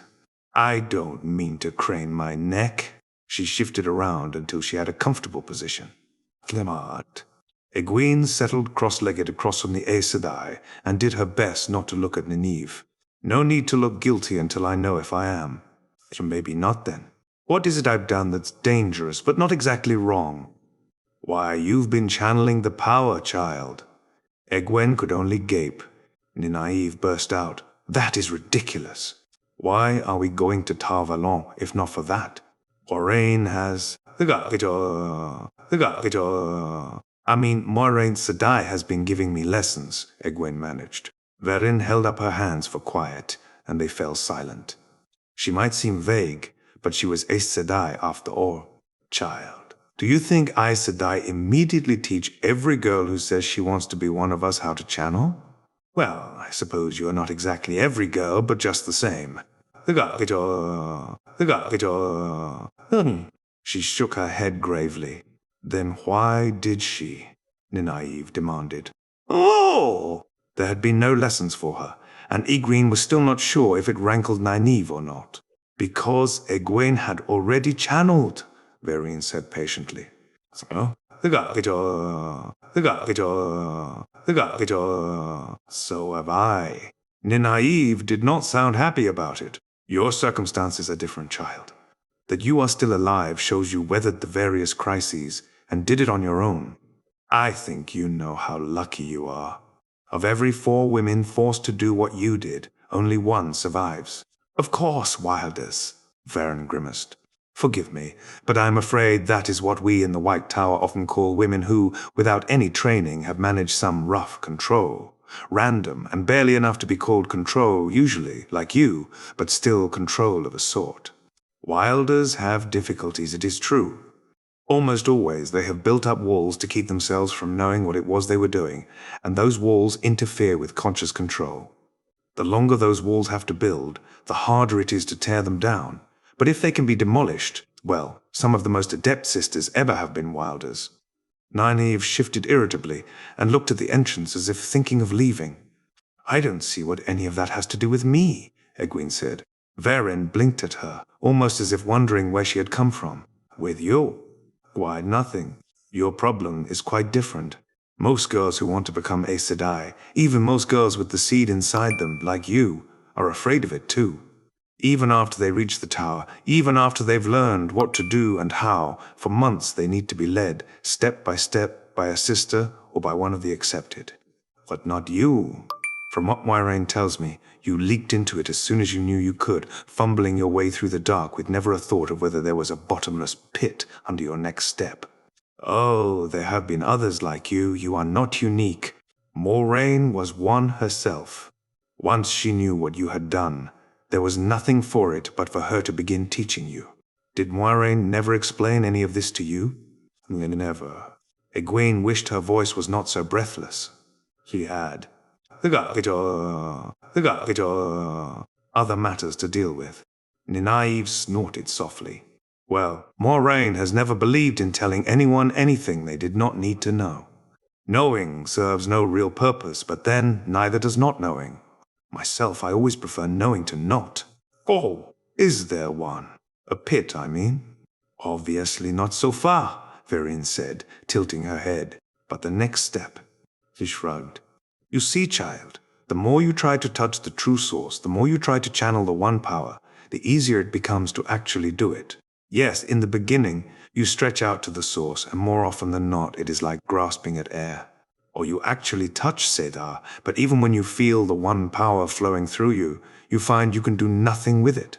Or you do something, and it isn't what you intended at all. That is the danger. Usually, with guidance and training, and the girl's own fear slowing her down, the ability to touch the source and the ability to channel the power come together with the ability to control what she is doing.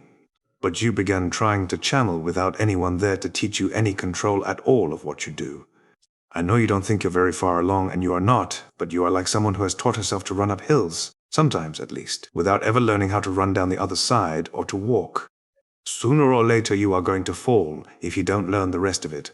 No, I am not talking about anything like what happens when one of those poor men begins channeling.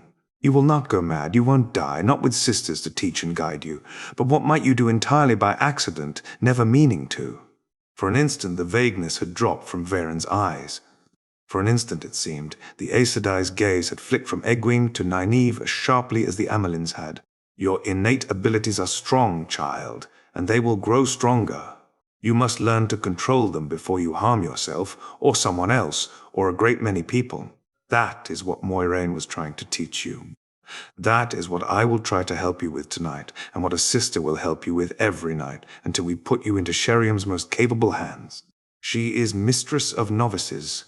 Egwene thought, can she know about Rand? It isn't possible. She'd never have let him leave Fal Dara if she even suspected.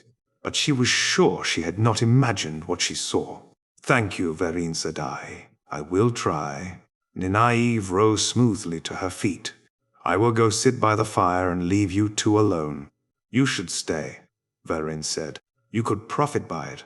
From what Moiraine has told me, it should take only a little training for you to be raised to the accepted. Nynaeve hesitated only a moment before shaking her head firmly. I thank you for the offer, but I can wait until we reach Tar Valon.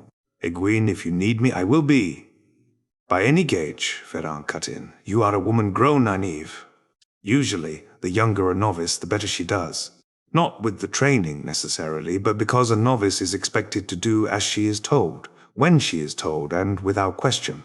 It is really only of use once the actual training has reached a certain point. A hesitation in the wrong place, then, or a doubt of what you have been told to do, can have tragic consequences. But it is better to follow the discipline all the time.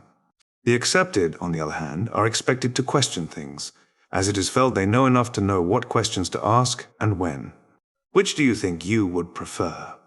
Nynaeve's hands tightened on her skirt, and she looked at the tent flap again, frowning. Finally, she gave a short nod and settled back down on the floor. I suppose I might as well, she said. Good, Varen's said. Now, you already know this part, Egwene, but for Nynaeve's sake I will take you through it step by step. In time, it will become second nature. You will do it all faster than you can think of it. But now, it is best to go slowly. Close your eyes, please. It goes better in the beginning if you have no distractions at all. Egwene closed her eyes. There was a pause. Nynaeve, Varen said, please close your eyes. It will really go better. Another pause. Thank you, child. Now, you must empty yourself. Empty your thoughts. There is only one thing in your mind. The bud of a flower. Only that. Only the bud. You can see it in every detail. You can smell it. You can feel it. Every vein of every leaf, every curve of every petal. You can feel the sap pulsing. Feel it. Know it. Be it. You and the bud are the same. You are one. You are the bud. Her voice droned on hypnotically, but Egwene no longer really heard. She had done this exercise before with Moiraine. It was slow, but Moiraine had said it would come more quickly with practice. Inside herself, she was a rosebud, red petals curled tightly. Yet suddenly there was something else. Light pressing on the petals. Slowly, the petals unfolded, turning toward the light, absorbing the light. The rose and the light were one. Egwene and the light were one. She could feel the merest trickle of it seeping through her. She stretched for more, strained for more. In an instant, it was all gone, rose and light. Moiraine had also said it could not be forced. With a sigh, she opened her eyes. Nynaeve had a grim look on her face. Varen was as calm as ever. You cannot make it happen, the Aes Sedai was saying. You must let it happen. You must surrender to the power before you can control it. This is complete foolishness, Nynaeve muttered. I don't feel like a flower. If anything, I feel like a blackthorn bush. I think I will wait by the fire after all. As you wish, Varen said. Did I mention that novices do chores?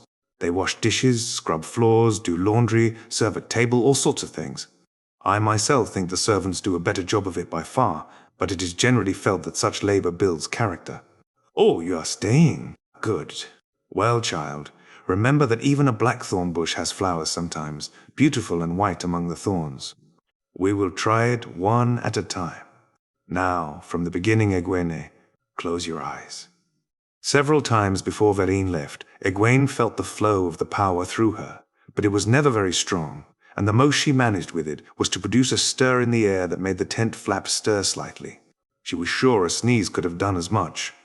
She had done better with Moiraine sometimes, at least. She wished it was Moiraine doing the teaching. Nynaeve never even felt a glimmer, or so she said. By the end, her eyes were set and her mouth so tight that Egwene was afraid she was about to begin berating Vereen as if the Aes Sedai were a village woman intruding on her privacy. But Vereen simply told her to close her eyes once again, this time without Egwene. Egwene was sitting, watching the other two between her yawns. The night had grown late, well past the time she would usually be asleep. Nynaeve wore a face like week-old death, her eyes clamped shut as if she never meant to open them and her hands white-knuckled fists in her lap. Egwene hoped the wisdom's temper did not break loose, not after she had held it this long. "Feel the flow through you," Vereen was saying. Her voice did not change, but suddenly there was a gleam in her eyes. "Feel the flow. Flow of the power. Flow like a breeze, a gentle stirring in the air." Egwene sat up straight. This was how Vereen had guided her each time she had actually had the power flowing through her. A soft breeze, the slightest movement of air, soft. Abruptly, the stacked blankets burst into flame like fat wood. Nynaeve opened her eyes with a yell. Egwene was not sure if she screamed or not. All Egwene knew was that she was on her feet, trying to kick the burning blankets outside before they set the tent on fire. Before she managed a second kick, the flames vanished, leaving wispy smoke rising from a charred mass and the smell of burned wool. "Well," Vereen said, "well, I did not expect to have to douse a fire. Don't faint on me, child. It's all right now. I took care of it. I was angry." Nynaeve spoke through trembling lips in a bloodless face. "I heard you talking about a breeze telling me what to do, and fire just popped into my head. I didn't mean to burn anything. It was just a small fire in my head." She shuddered. "I suppose it was a small fire at that." Vereen barked a laugh that was gone with another look at Nynaeve's face. "Are you all right, child? If you feel ill, I can." Nynaeve shook her head, and Vereen nodded. "Rest is what you need. Both of you. I've worked you too hard. You must rest. The Amelin will have us all up and away before first light." Standing, she towed the charred blankets. "I will have some more blankets brought to you. I hope this shows both of you how important control is. You must learn to do what you mean to do, and nothing more. Aside from harming someone else, if you draw more of the power than you can safely handle, and you cannot handle much, yet, but it will grow. If you draw too much, you can destroy yourself. You can die. Or you can burn yourself out, destroy what ability you have." As if she had not told them they were walking a knife edge, she added a cheerful, "Sleep well." With that, she was gone. Egwene put her arms around Nynaeve and hugged her tight. "It is all right, Nynaeve. There is no need to be frightened. Once you learn to control." Nynaeve gave a croaking laugh. "I am not frightened." She glanced sideways at the smoking blankets and twitched her eyes away. "It takes more than a little fire to frighten me." But she did not look at the blankets again, even when a warder came to take them away and leave new. Vereen did not come again, as she had said she would not. Indeed, as they journeyed on, south and west, day by day, as fast as the footman could move, Vereen paid the two women from Emon's field no more mind than Moiraine did, than did any of the Aes Sedai. They were not precisely unfriendly, the Aes Sedai, but rather distant and aloof, as if preoccupied. Their coolness heightened Egwene's unease, and brought back all the tales she had heard as a child. Her mother had always told her the tales about Aes Sedai were a lot of foolmen's nonsense, but neither her mother nor any other woman in Emon's field had ever met an Aes Sedai before Moiraine came there. She herself had spent a good deal of time with Moiraine, and Moiraine was proof to her that not all Aes Sedai were like the tales. Cold manipulators and merciless destroyers. Breakers of the world. She knew now that those, at least, the breakers of the world, had been male Aes Sedai, when there were such in the Age of Legends, but it did not help a great deal. Not all Aes Sedai were like the tales, but how many, and which? The Aes Sedai who came to the tent each night were so mixed that they did not help at all in clearing her thoughts. Alviarin was as cool and businesslike as a merchant come to buy wool and tabach, surprised that Nynaeve was part of the lesson, but accepting, sharp in her criticisms, but always ready to try again. Alana Mosvani laughed and spent as much time talking about the world and men as she did teaching. Alana showed too much interest in Rand and Perrin and Mat for Egwene's comfort, though, especially Rand. Worst of all was Liandrin, the only one who wore her shawl. The others had all packed them away before leaving Fal Dara. Liandrin sat fingering her red fringe and taught little, and reluctantly at that. She questioned Egwene and Nynaeve as if they had been accused of a crime, and her questions were all about the three boys. She kept it up until Nynaeve threw her out. Egwene was not sure why Nynaeve did so, and then she left with a warning. "Watch yourselves, my daughters. You are in your village no longer. Now you dabble your toes where there are things to bite you."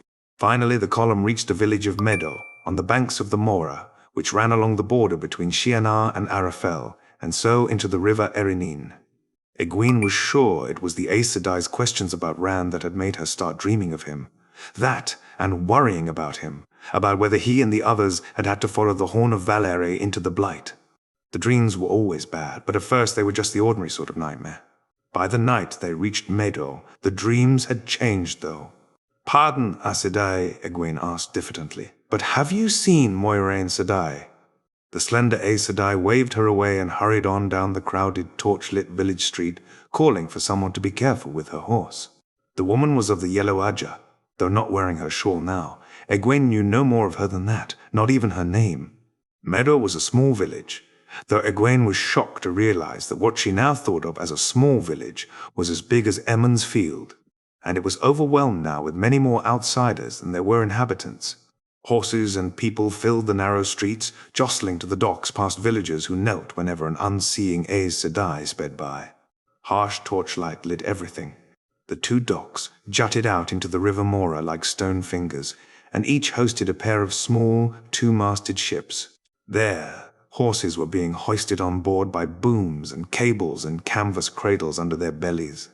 More of the ships, high-sided and stout, with lanterns topping their masts, crowded the moon-streaked river, already loaded or waiting their turn. Rowboats ferried out archers and pikemen, the raised pikes making the boats look like gigantic pricklebacks swimming on the surface. On the left-hand dock, Egwene found Anaya, watching the loading and chivying those who were not moving fast enough. Though she had never said more than 2 words to Egwene, Anaya seemed different from the others, more like a woman from home.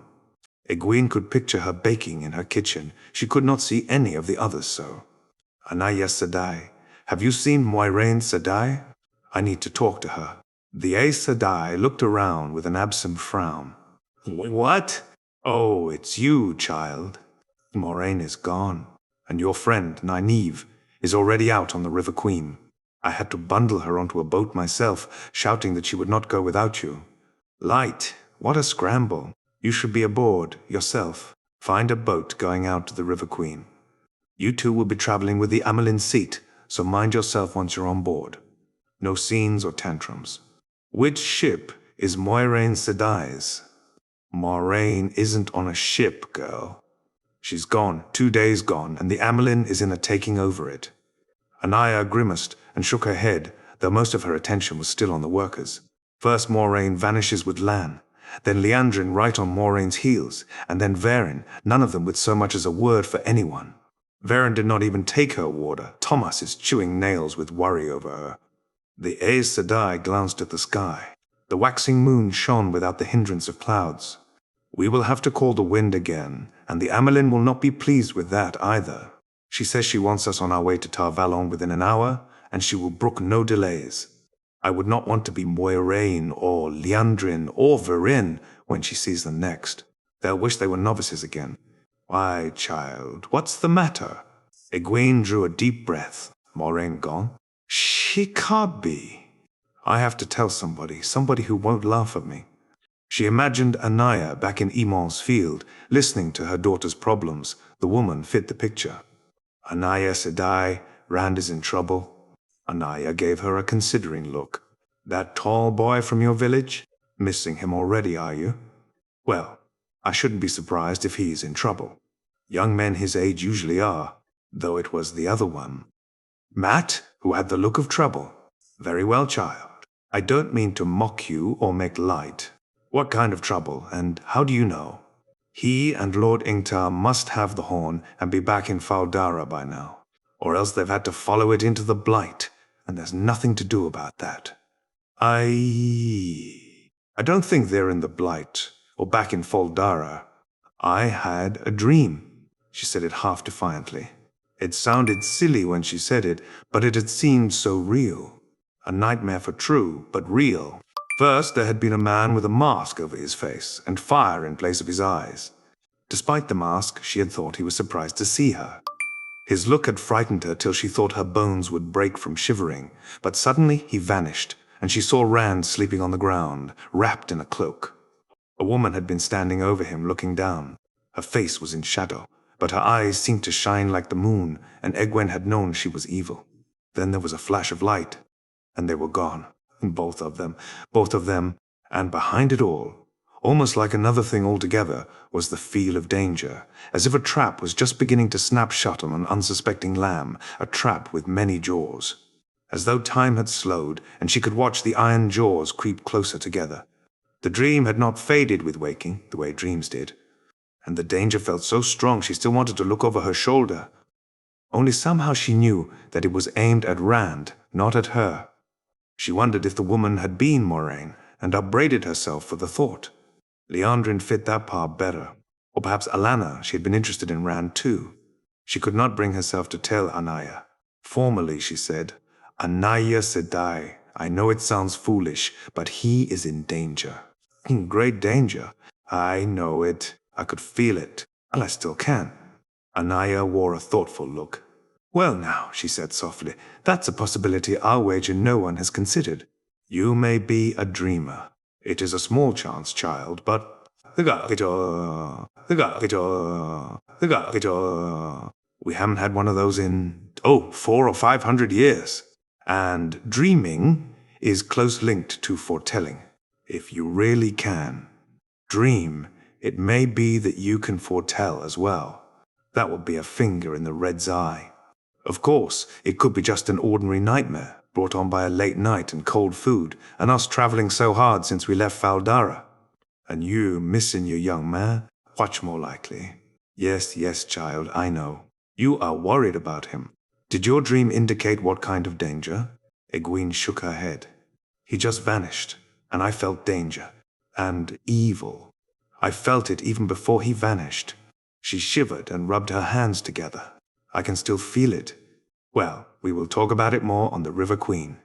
If you are a dreamer, I will see you have the training. Moraine should be here too.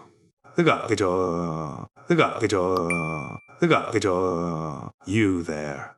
The Aes Sedai barked suddenly, and Egwene jumped. A tall man, who had just sat down on a cask of wine, jumped too. Several others quickened their step. That's for loading aboard, not resting on. We will talk on the boat, child. Oh no, you fool. You can't carry it by yourself. Do you want to hurt yourself? Anayi went striding off down the dock, giving the unfortunate villagers a rougher side of her tongue than Egwene would have suspected she had. Egwene peered into the dark toward the south. He was out there, somewhere. Not in Fal Dara, not in the Blight. She was sure of it. Hold on, you wool-headed idiot. If you get yourself killed before I can get you out of this, I will skin you alive. It did not occur to her to ask how she was going to get him out of anything, going to Tar Valon as she was. Snugging her cloak around her, she set out to find a boat to the River Queen. The light of the rising sun woke Rand, and he wondered if he were dreaming. He sat up slowly, staring. Everything had changed, or almost everything. The sun and the sky were as he expected to see, if pallid and all but cloudless. Loial and Hurin still lay on either side of him, wrapped in their cloaks asleep, and their horses still stood hobbled a pace away, but everyone else was gone. Soldiers, horses, his friends, everyone and everything gone. The hollow itself had changed too, and they were in the middle of it now, no longer on the edge. At Rand's head rose a grey stone cylinder, every bit of 3 spans high and a full pace thick, covered with hundreds, perhaps thousands, of deeply incised diagrams and markings in some language he did not recognize. White stone paved the bottom of the hollow, as level as a floor, polished so smooth it almost glistened. Broad, high steps rose to the rim in concentric rings of different colored stone. And about the rim the trees stood blackened and twisted, as if a firestorm had roared through them. Everything seemed paler than it should be, just like the sun, more subdued, as if seen through mist. Only there was no mist. Just the 3 of them and the horses appeared truly solid. But when he touched the stone under him, it felt solid enough. He reached out and shook Loial and Hurin. Wake up. Wake up and tell me I'm dreaming. Please wake up. Is it morning already? Loial began sitting up. Then his mouth fell open, and his big, round eyes grew wider and wider.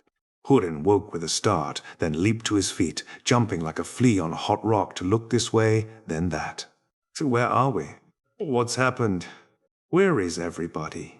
Where are we, Lord Rand? He sank to his knees, wringing his hands, but his eyes still darted. What's happened? I don't know, Rand said slowly. I was hoping it was a dream, but... Maybe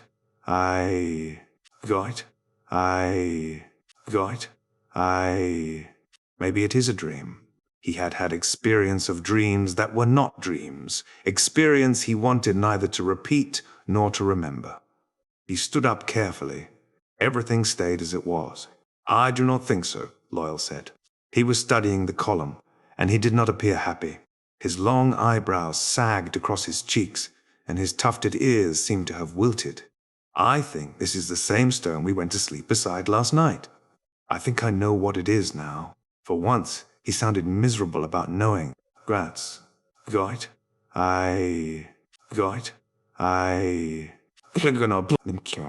That being the same stone was no more crazy than what he could see around him. Mat and Perrin and the Shienarans gone, and everything changed. I thought I'd escaped, but it started again, and there's no such thing as crazy anymore. Unless I am. He looked at Loial and Hurin. They were not acting as if he were mad. They saw it too. Something about the steps caught his eye, the different colors, 7 rising from blue to red. One for each Aja, he said. No, Lord Rand, Hurin moaned. Aes Sedai would not do this to us. They wouldn't. I walk in the light. We all do, Hurin, Rand said. The Aes Sedai won't hurt you, unless you get in the way. Could this be Moiraine's doing somehow? Loial, you said you know what the stone is. What is it? I said I think I know, Rand. There was a piece of an old book, just a few pages, but one of them had a drawing of this stone. This stone. There was a distinct difference in the way he said it that marked importance, or one very like it. And underneath it said, from stone to stone run the lines of if, between the worlds that might be. What does that mean, Loial? It doesn't make any sense. The Ogier shook his massive head sadly. It was only a few pages. Part of it said Aes Sedai in the Age of Legends. Some of those who could travel, the most powerful of them, could use these stones. It did not say how, but I think, from what I could puzzle out, that perhaps those Aes Sedai used the stones somehow to journey to those worlds. He glanced up at the seared trees and pulled his eyes down again quickly, as he did not want to think about what lay beyond the rim. Yet even if Aes Sedai can use them, or could, we had no Aes Sedai with us to channel the power, so I don't see how it can be. Rand's skin prickled. Aes Sedai used them. In the Age of Legends, when there were male Aes Sedai. He had a vague memory of the void closing round him as he fell asleep, filled with that uneasy glow. And he remembered the room in the village and the light he had reached for to escape. If that was the male half of true source.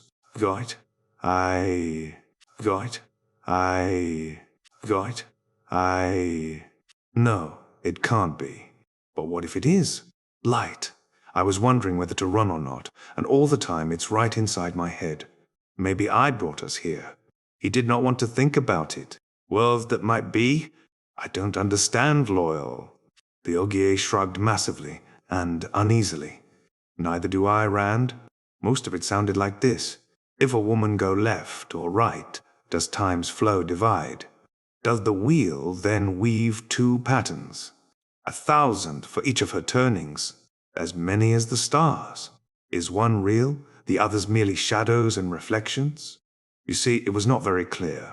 Mainly questions, most of which seemed to contradict each other. And there just wasn't much of it. He went back to staring at the column, but he looked as if he wished it would go away. There are supposed to be a good many of these stones scattered all over the world, or there were once, but I never heard of anyone finding one. I never heard of anyone finding anything like this at all, replied Lord Rand. Now on his feet, Hurin seemed calmer, but he clutched his coat at the waist with both hands, his face urgent. My Lord Rand, you'll get us back, won't you? Back where we belong. I've a wife, my lord, and children. Melia'd take it bad enough, me dying, but if she doesn't even have my body to give to the mother's embrace, she'll grieve to the end of her days. You understand, my lord. I can't leave her not knowing. You'll get us back. And if I die, if you can't take her my body, you'll let her know, so she has that at least. He was no longer questioning at the end. A note of confidence had crept into his voice. Rand opened his mouth to say again he was not a lord, then shut it without speaking. That was hardly important enough to mention now. You got him into this. He wanted to deny it. But he knew what he was, knew he could channel, even if it always seemed to happen all by itself. Loial said, Aes Sedai used the stones, and that meant the one power. What Loial said he knew, you could be sure of. The Ogier never claimed to know if he did not. And there was no one else nearby who could wield the power. You got him into it, you have to get him out. You have to try. I will do my best, Hurin. And because Hurin was Shienaran, he added, by my house and honor. A shepherd's house and a shepherd's honor, but I'll make them do as well as a lord's. Hurin loosed his hold on his coat. The confidence reached his eyes too. He bowed deeply. Honor to serve, my lord. Guilt rippled through Rand. He thinks you'll see him home now, because Shienaran lords always keep their word. What are you going to do, Lord Rand? None of that, Hurin. There'll be no bowing. I'm not. Suddenly, he knew he could not tell the man again that he was not a lord. All that was holding the sniffer together was his belief in a lord, and he could not take that away, not now. It's not here. No bowing, he finished awkwardly. As you say, Lord Rand. Hurin's grin was almost as wide as when Rand first met him. Rand cleared his throat. Yes. Well, that's what I say. They were both watching him, loyal, curious, Hurin confident, both waiting to see what he would do. I brought them here. I must have, so I have to get them back. And that means, Drawing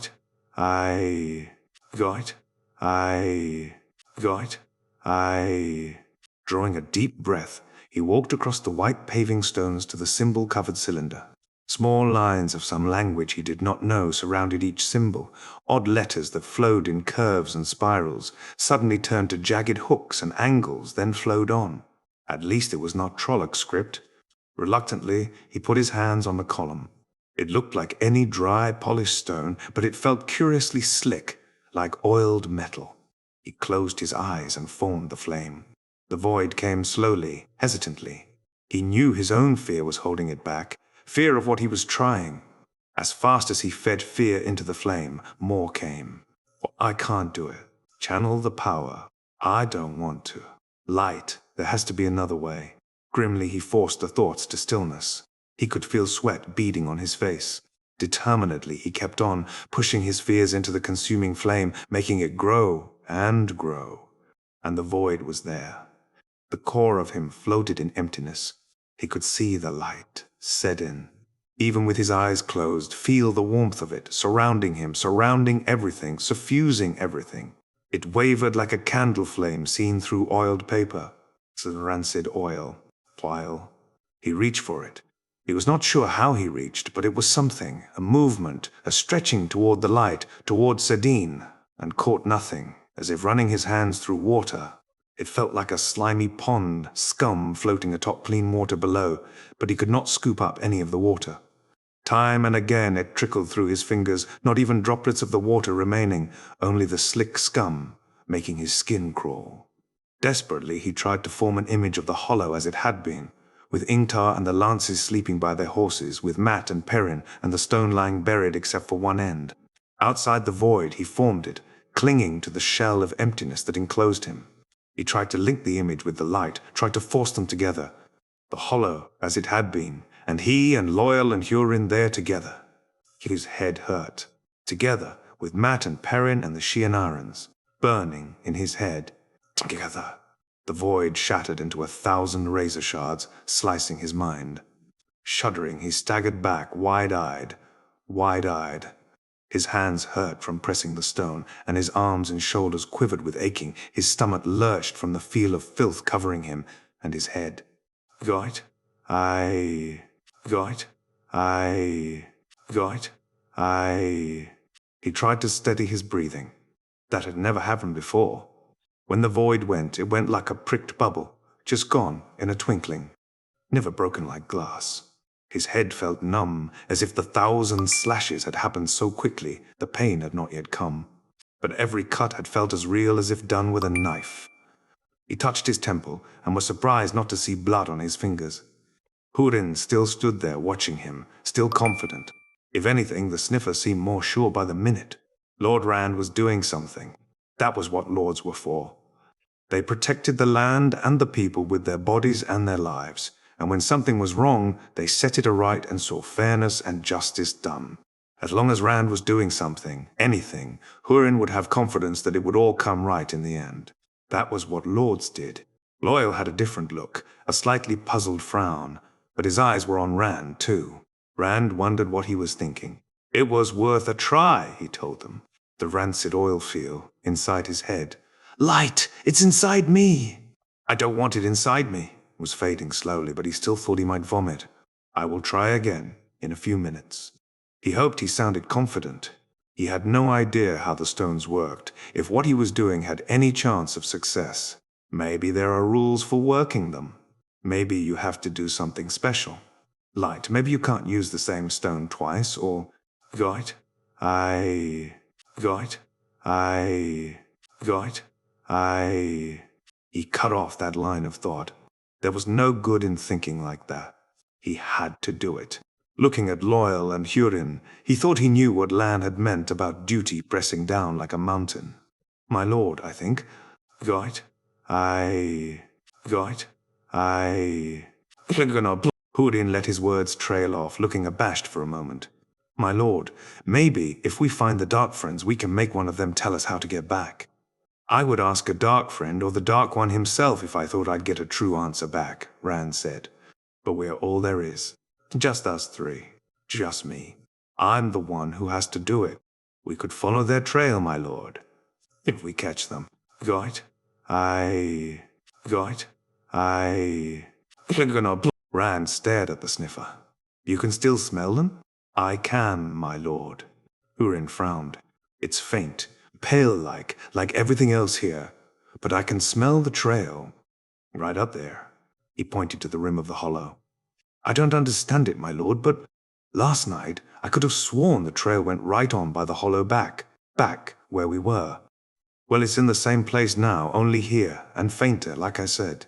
Not old, not faint like that, but... Goit? Goit?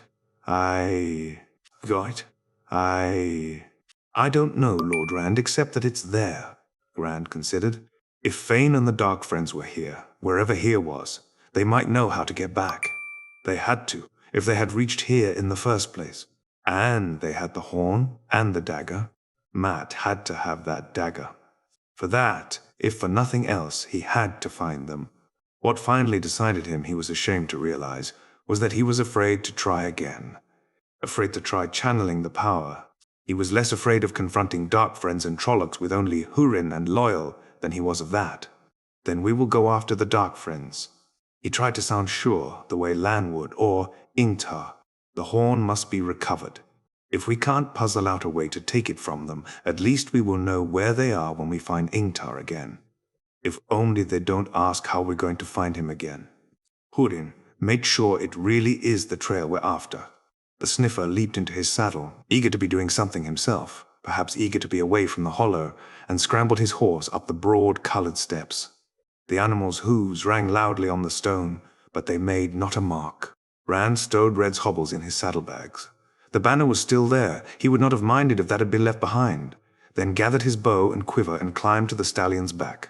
The bundle of Tom Merrilin's cloak made a mound behind his saddle.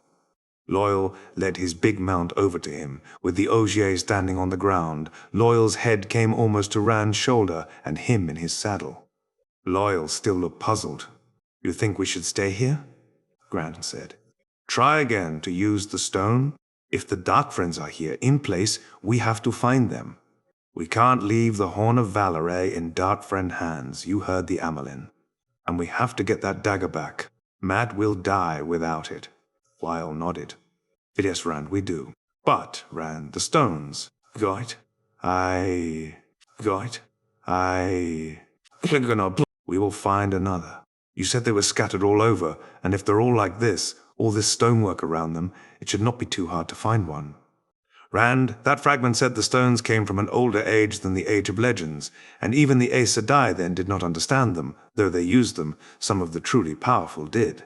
They used them with the one power, Rand. How did you think to use this stone to take us back, or any other stone we find?" For a moment, Rand could only stare at the Ogier, thinking faster than he ever had in his life. If they are older than the Age of Legends, maybe the people who built them didn't use the power. There must be another way. The Darkfriends got here, and they certainly couldn't use the power. Whatever this other way is, I will find it out. I will get us back, Loial. He looked at the tall stone column with its odd markings and felt a prickle of fear. Light, if only I don't have to use the power to do it. I will, Loial, I promise. One way or another. The Ogier gave a doubtful nod. He swung up onto his huge horse and followed Rand up the steps to join Hurin among the blackened trees. The land stretched out, low and rolling, sparsely forested here and there with grassland between, crossed by more than one stream. In the middle distance, Rand thought he could see another burned patch. It was all pale, the colors washed. There was no sign of anything made by men except the stone circle behind them. The sky was empty. No chimney smoke, no birds, only a few clouds and the pale yellow sun. Worst of all, though, the land seemed to twist the eye. What was close at hand looked all right, and what was seen straight ahead in the distance. But whenever Rand turned his head, things that appeared distant when seen from the corner of his eye seemed to rush toward him, to be nearer when he stared straight at them. It made for dizziness. Even the horses whickered nervously and rolled their eyes. He tried moving his head slowly. The apparent movement of things that should have been fixed was still there, but it seemed to help a little. "Did your piece of a book say anything about this?" Rand asked. Loial shook his head, then swallowed hard, as if he wished he had kept it still. "Loial, I suppose there's nothing to do for it." "Which way, Hurin?" "South, Lord Rand." The sniffer kept his eyes on the ground. "South, then. There has to be a way back, besides using the power." Rand heeled Red's flanks. He tried to make his voice light-hearted, as if he saw no difficulty at all in what they were about. What was it Ingtar said? 3 or 4 days to that monument to Artur Hawkwing. I wonder if that exists here too, the way the stones do. If this is a world that could be, maybe it's still standing. Wouldn't that be something to see, Loial? It rode south. Clon, Ingtar demanded of the air, and my guard saw nothing. They cannot just be gone. Listening, Perrin hunched his shoulders and looked at Mat, who stood a little way off, frowning and muttering to himself. Arguing with himself was how Perrin saw it. The sun was peeking over the horizon, past time for them to have been riding. Shadows lay long across the hollow, stretched out and thinned, but still like the trees that made them. The pack horses, loaded and on their lead line, stamped impatiently, but everyone stood by his mount and waited. Uno came striding up. "Not a goat-kissing track, my lord." He sounded offended. Failure touched on his skill. Burn me. Not so much as a flaming hoof-scrape. They just bloody vanished. 3 men and 3 horses do not just vanish, Ingtar growled. Go over the ground again, Uno. If anyone can find where they went, it's you. Maybe they just ran away, Mat said. Uno stopped and glared at him, like he'd cursed an Aes Sedai, Perrin thought wonderingly. Why would they run away? Ingtar's voice was dangerously soft. Rand, the builder, my sniffer, my sniffer. Why would any of them run, much less all three? Mat shrugged. I don't know, Rand was. Got. Got. Perrin wanted to throw something at him, hit him, anything to stop him, but Ingtar and Uno were watching. He felt a flood of relief when Mat hesitated, then spread his hands and muttered, I don't know why. I just thought maybe they had. Ingtar grimaced. Ran away, he growled, as if he did not believe it for an instant. The builder can go as he will, but Hurin would not run away. And neither would Rand or Thor. He would not. He knows his duty now. Go on, Uno. Search the ground again. Uno gave a half bow and hurried away, sword hilt bobbing over his shoulder. Ingtar grumbled, Why would Hurin leave like that, in the middle of the night, without a word? He knows what we're about. How am I to track this shadow-spawned filth without him?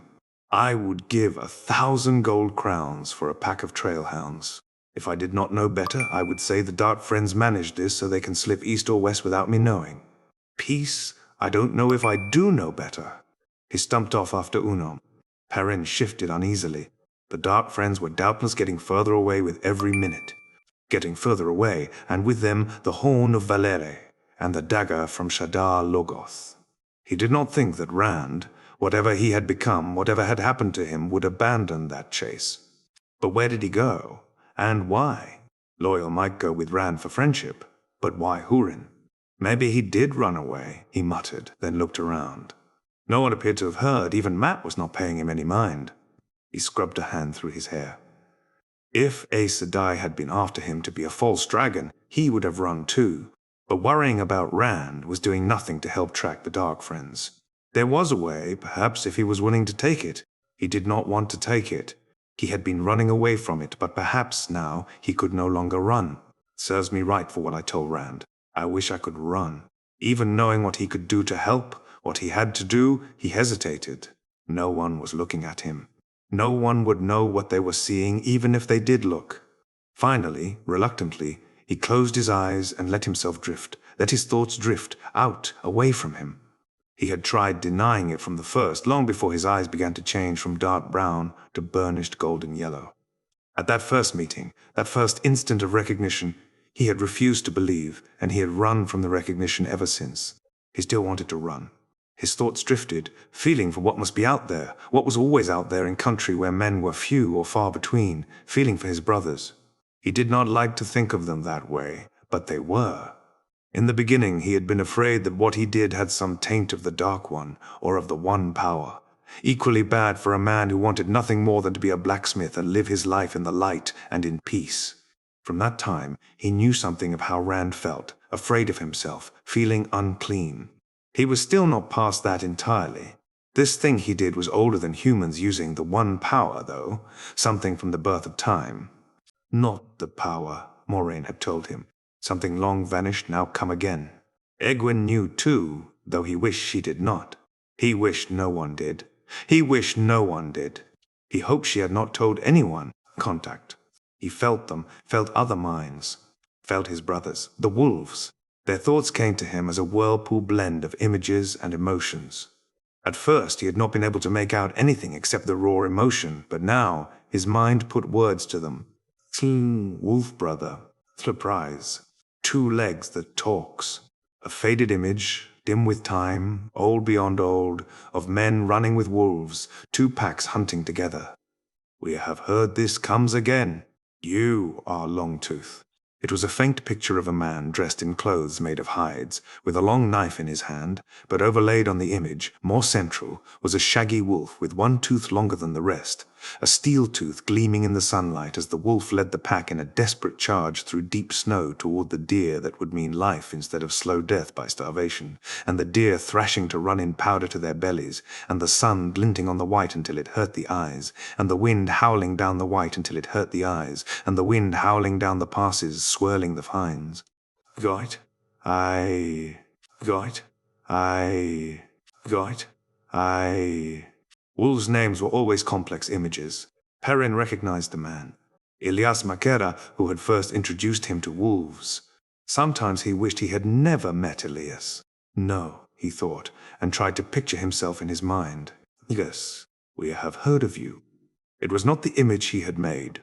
A young man with heavy shoulders and shaggy brown curls, a young man with an axe at his belt, who others thought moved and thought slowly. That man was there, somewhere in the mind picture that came from the wolves, but stronger by far was a massive wild bull with curved horns of shining metal, running through the night with the speed and exuberance of youth, curly-haired coat gleaming in the moonlight, flinging himself in among white cloaks on their horses, with the air crisp and cold and dark, and blood so red on the horns, and Goit, I, Goit, I, Goit, I, young bull. For a moment, Perrin lost the contact in his shock. He had not dreamed they had given him a name. He wished he could not remember how he had earned it. He touched the axe at his belt with its gleaming half-moon blade. Light helped me. I killed 2 men. They would have killed me even quicker, and Egwene, but Goit, I, Goit, I, Goit, I. Pushing all that aside, it was done, and behind him he had no wish to remember any of it. He gave the wolves the smell of Rand, of Loial and Hurin, and asked if they had scented the 3. It was one of the things that had come to him with the change in his eyes. He could identify people by their smell even when he could not see them. He could see more sharply too, see in anything but pitch darkness. He was always careful to light lamps or candles now, sometimes before anyone else thought they were needed. From the wolves came a view of men on horses approaching the hollow in late day. That was the last they had seen or smelled of Rand or the other 2. Perrin hesitated. The next step would be useless unless he told Ingtar, and Mat will die if we don't find that dagger. Burn you, Rand. Why did you take the sniffer? The one time he had gone to the dungeon with Egwene, the smell of Fane had made his hair stand on end. Not even Trollocs smelled so foul. He had wanted to rip through the bars of the cell and tear the man apart, and finding that inside himself had frightened him more than Fane did. To mask Fane's smell in his own mind, he added the scent of Trollocs before he howled aloud. From the distance came the cries of a wolf pack, and in the hollow horses stamped and whickered fearfully. Some of the soldiers fingered their long-bladed lances and eyed the rim of the hollow uneasily. Inside Perrin's head, it was much worse. He felt the rage of the wolves, the hate. There were only 2 things wolves hated. All else they merely endured, but fire and Trollocs they hated, and they would go through fire to kill Trollocs. Even more than the Trollocs, Fane's scent had put them into a frenzy, as if they smelled something that made Trollocs seem natural and right. Where's here? The sky rolled in his head, the land spun. East and west, wolves did not know. They knew the movements of sun and moon, the shift of seasons, the contours of the land.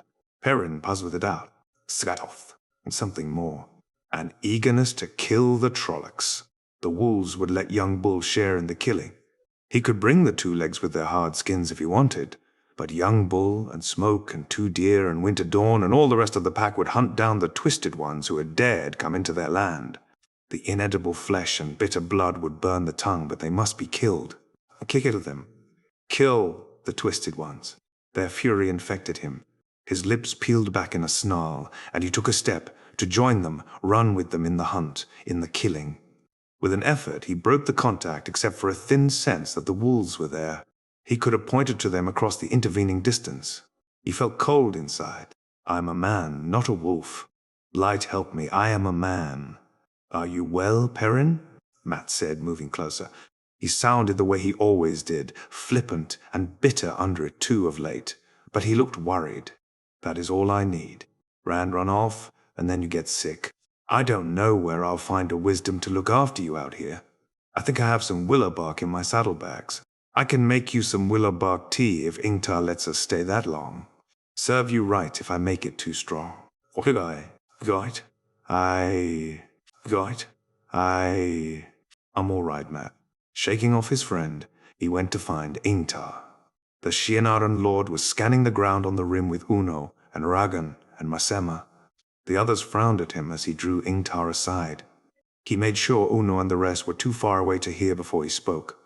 I don't know where Rand or the others went, Ingtar, but Padan, Fane, and the Trollocs, and I guess the rest of the Darkfriends, are still heading south. How do you know this? Ingtar said. Ingtar said. Perrin drew a deep breath. Wolves told me. He waited for what he was not sure. Laughter, scorn, an accusation of being a Darkfriend, of being mad. Deliberately, he tucked his thumbs behind his belt, away from the axe. I will not kill. Not again. If he tries to kill me for a Darkfriend, I'll run, but I won't kill anybody else. I have heard of things like this, Ingtar said slowly after a moment. Rumors. There was a warder, a man called Elias Makera, who some said could talk to wolves. He disappeared years ago.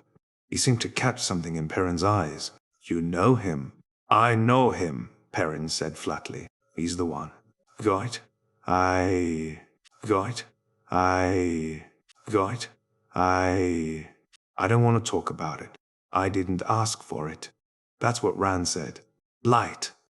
I wish I were home working Master Luhan's forge.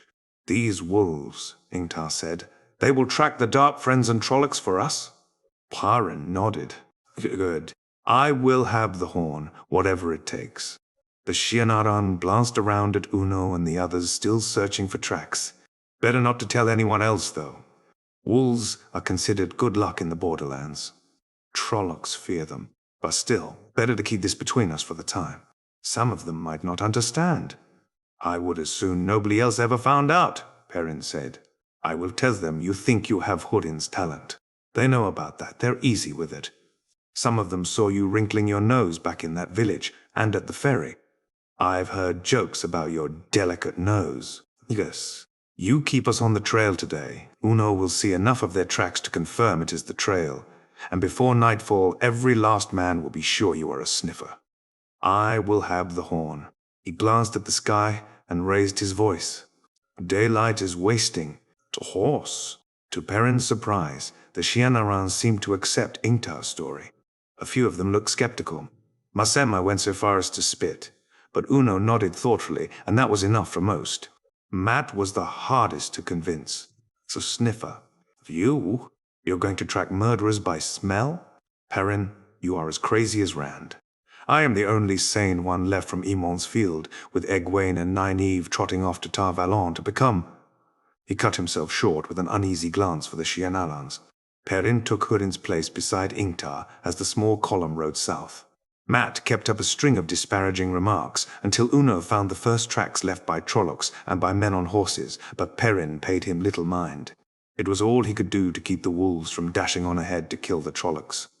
The wolves cared only about killing the twisted ones. To them, Darkfriends were no different from any other two-legs.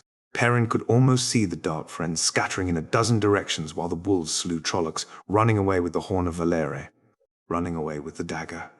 Worse! And once the Trollocs were dead, he did not think he could interest the wolves in tracking the humans, even if he had any idea which of them to track.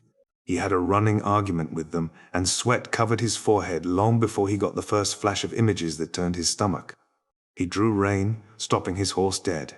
The others did the same, looking at him, waiting. He stared straight ahead and cursed softly, bitterly.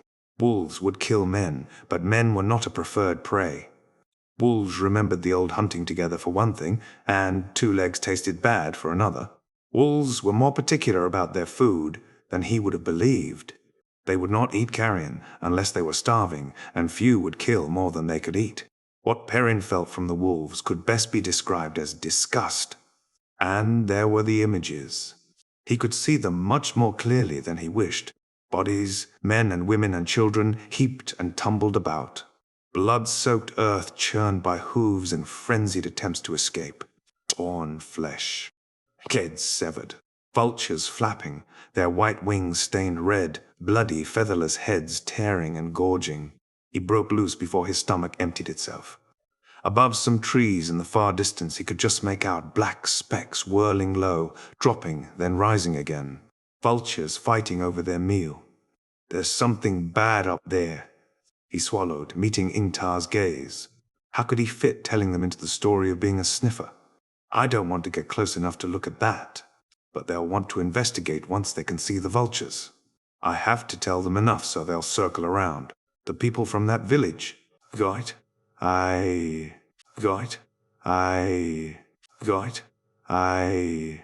think the Trollocs killed them. Uno began cursing quietly, and some of the other Shienarans muttered to themselves. None of them seemed to take his announcement as odd, though. Lord Ingtar said he was a sniffer, and sniffers could smell killing. "And there is someone following us," Ingtar said. Mat turned his horse eagerly. "Maybe it's Rand. I knew he wouldn't run out on me." Thin, scattered puffs of dust rose to the north. A horse was running across patches where the grass grew thin. The Shienarans spread out, lances ready, watching in all directions. It was no place to be casual about a stranger. A speck appeared, a horse and rider, a woman, to Perrin's eyes, long before anyone else could discern the rider, and quickly drew closer. She slowed to a trot as she came up on them, fanning herself with one hand. A plump, greying woman with her cloak tied behind her saddle, who blinked at them all vaguely. "That's one of the Aes Sedai," Mat said disappointedly. "I recognize her. Vain." "They're Sedai," Ingtar said sharply, then bowed to her from his saddle. "Moraine Sedai sent me, Lord Ingtar," Perrin announced with a satisfied smile. "She thought you might need me. Such a gallop I've had. I thought I might not catch you short of Cairhen. You saw that village, of course? Oh, that was very nasty, wasn't it? And that, Miodral. There were ravens and crows all over the rooftops, but never a one went near it, dead as it was. I had to wave away the Dark One's own weight in flies, though, before I could make out what it was. A shame I did not have time to take it down. I've never had a chance to study her." Suddenly her eyes narrowed, and the absent manner vanished like smoke. "Where is Rand al'Thor?" Ingtar grimaced. "Gone, Perrin Sedai. Vanished last night without a trace. Him, the Ogier and Hurin, one of my men. The Ogier, Lord Ingtar, and your sniffer went with him? What would those two have in common with? Goit? Goit? Ingtar gaped at her, and she snorted. "Did you think you could keep something like that secret?" She snorted again. "Sniffers. Vanished, you say?" "Yes, Perrin Sedai." Ingtar sounded unsettled. "It was never easy discovering Aes Sedai knew the secrets you were trying to keep from them." Perrin hoped Moraine had not told anyone about him. "But I have. I have a new sniffer." The Shienaran lord gestured to Perrin. "This man seems to have the ability also. I will find the Horn of Valere, as I swore to. Have no fear. Your company will be welcome, Aes Sedai, if you wish to ride with us." To Perrin's surprise, he did not sound as if he entirely meant it. Perrin glanced at Perrin, and he shifted uneasily. "A new sniffer, just when you lose your old one. How? Goit? Goit? Providential. You found no tracks?" "No, of course not." "You said no trace." "Odd, mate." She twisted in her saddle, looking back north, and for a moment Perrin almost thought she was going to ride back the way she had come. Ingtar frowned at her. "You think their disappearance has something to do with the horn, Aes Sedai?" Perrin settled back. "The horn? Well, Goit? Goit? But it is odd. Very odd. I do not like odd things until I can understand them. I can have 2 men escort you back to where they disappeared, Perrin Sedai. They will have no trouble taking you right to it. Go.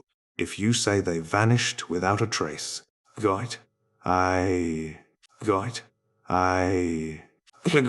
For a long moment she studied Ingtar, her face unreadable. "I will ride with you. Perhaps we will find them again, or they will find us. Talk to me as we ride, Lord Ingtar. Tell me everything you can about the young man." Everything he did, everything he said. They started off in a jingle of harness and armor, Perrin riding close beside Ingtar and questioning him closely, but too low to be overheard. She gave Perrin a look when he tried to maintain his place, and he fell back. "It's Rand she's after," Mat murmured, "not the horn." Perrin nodded.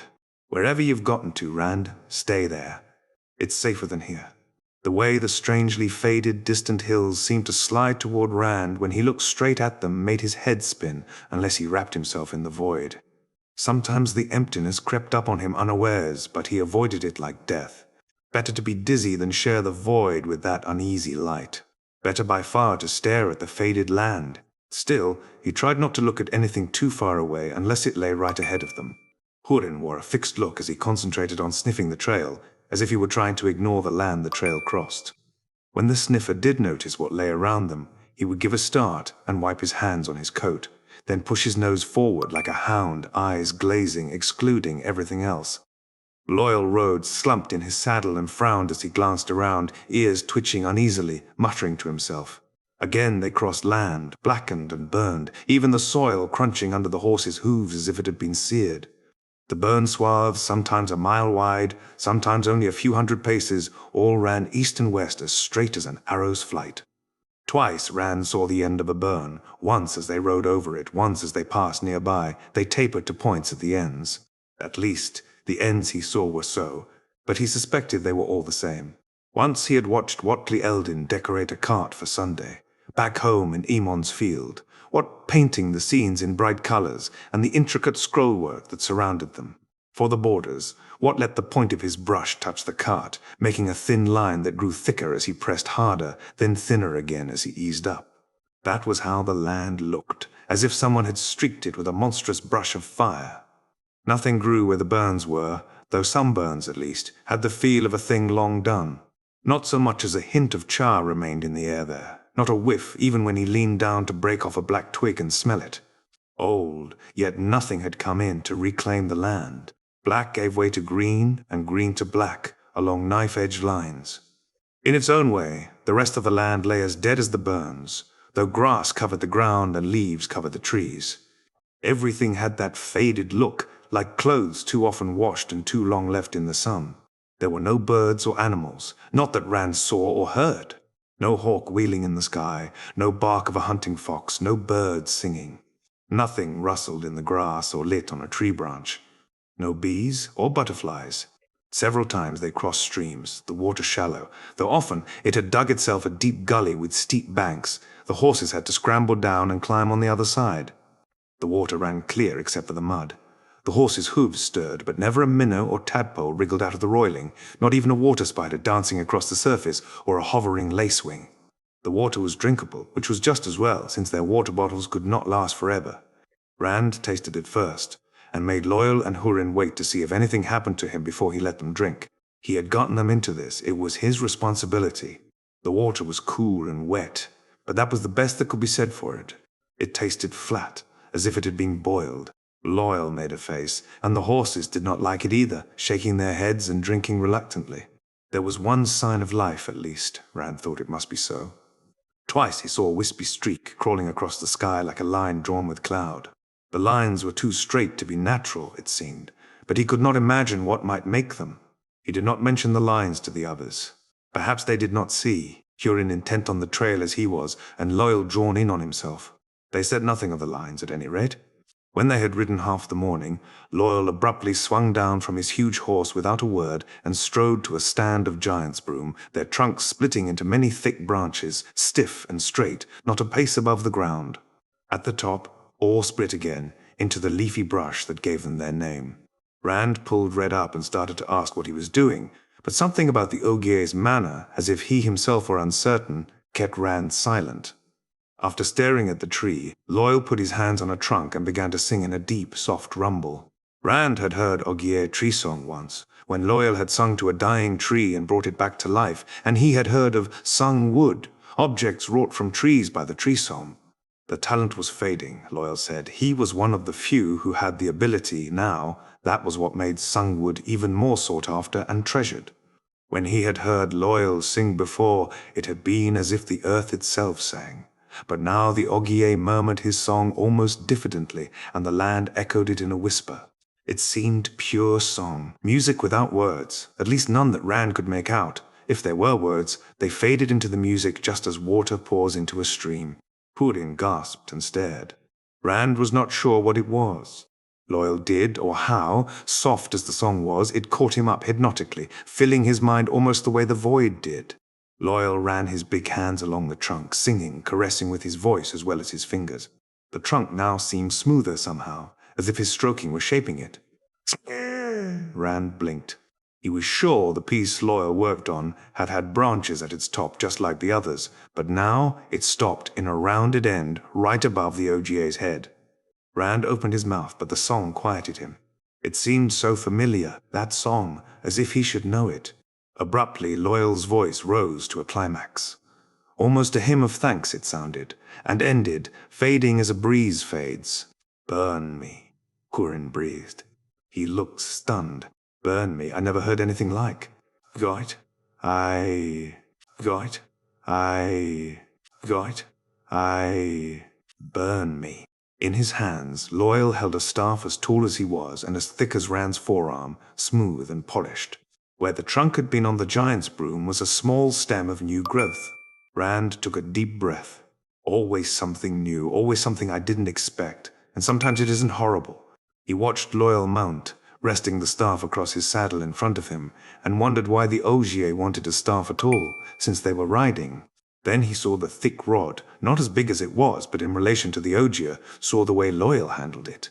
"A quarterstaff," he said, surprised. "I didn't know Ogier carried weapons, Loial." "Usually we do not," the Ogier replied almost curtly.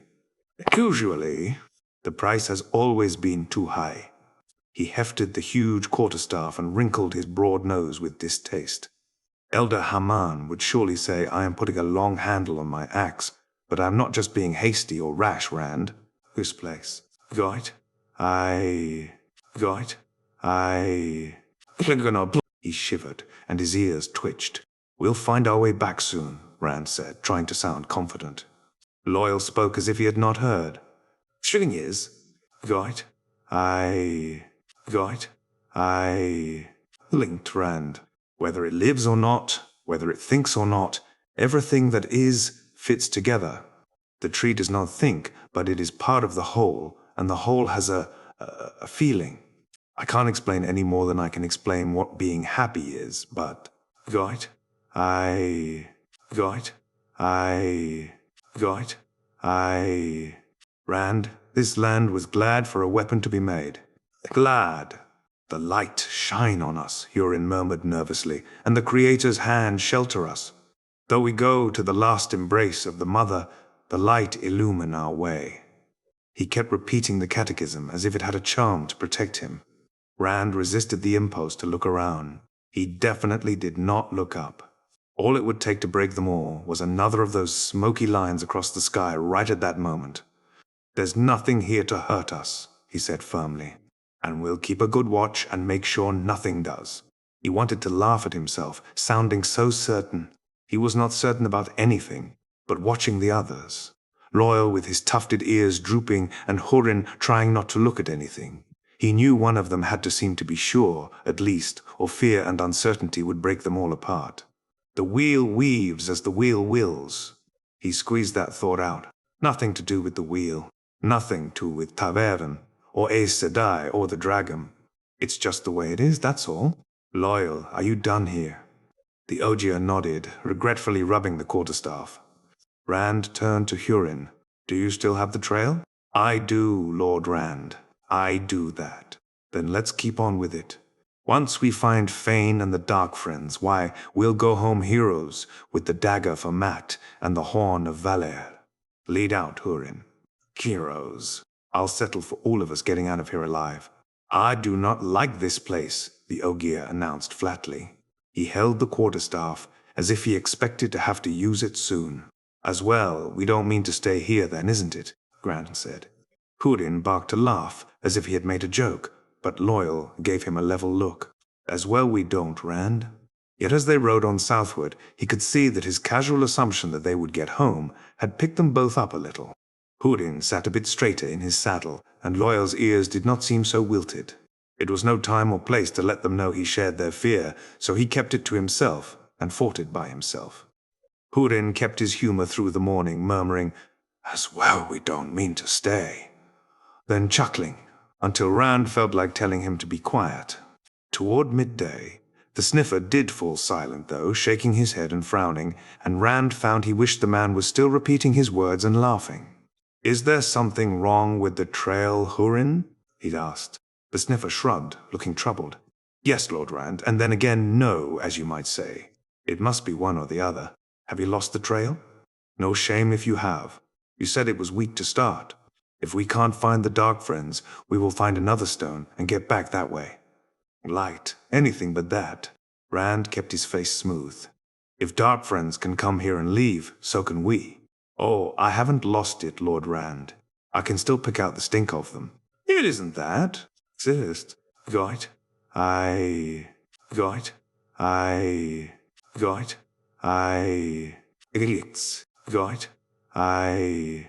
Got. I. With a grimace, Hurin burst out. It's like I'm remembering it, Lord Rand, instead of smelling it. But I'm not. There's dozens of trails crossing it all the time. Dozens and dozens, and all sorts of smells of violence, some of them fresh almost, only washed out like everything else. This morning, right after we left the hollow, I could have sworn there were hundreds slaughtered right under my feet just minutes before, but there weren't any bodies, and not a mark on the grass but our own hoofprints. A thing like that couldn't happen without the ground being torn up and bloodied, but there wasn't a mark. It's all like that, my lord. But I am following the trail. This place just has me all on edge. That's it. That must be it. Rand glanced at Loial. The Ogier did come up with the oddest knowledge at times, but he looked as puzzled as Hurin. Rand made his voice more confident than he felt. I know you are doing your best, Hurin. We are all of us on edge. Just follow as best you can, and we'll find them. As you say, Lord Rand. Hurin booted his horse forward, as you say. But by nightfall, there was still no sign of the Darkfriends, and Hurin said the trail was fainter still. The sniffer kept muttering to himself about remembering. There had been no sign. Really no sign. Rand was not as good a tracker as Uno, but any boy in the Two Rivers was expected to track well enough to find a lost sheep or a rabbit for dinner. He had seen nothing. It was as if no living thing had ever disturbed the land before they came. There should have been something if the Darkfriends were ahead of them. But Hurin kept following the trail he said he smelled. As the sun touched the horizon, they made camp in a stand of trees untouched by the burn, eating from their saddlebags. Flatbread and dried meat washed down with flat-tasting water, hardly a filling meal, tough and far from tasty. Rand thought they might have enough for a week. After that,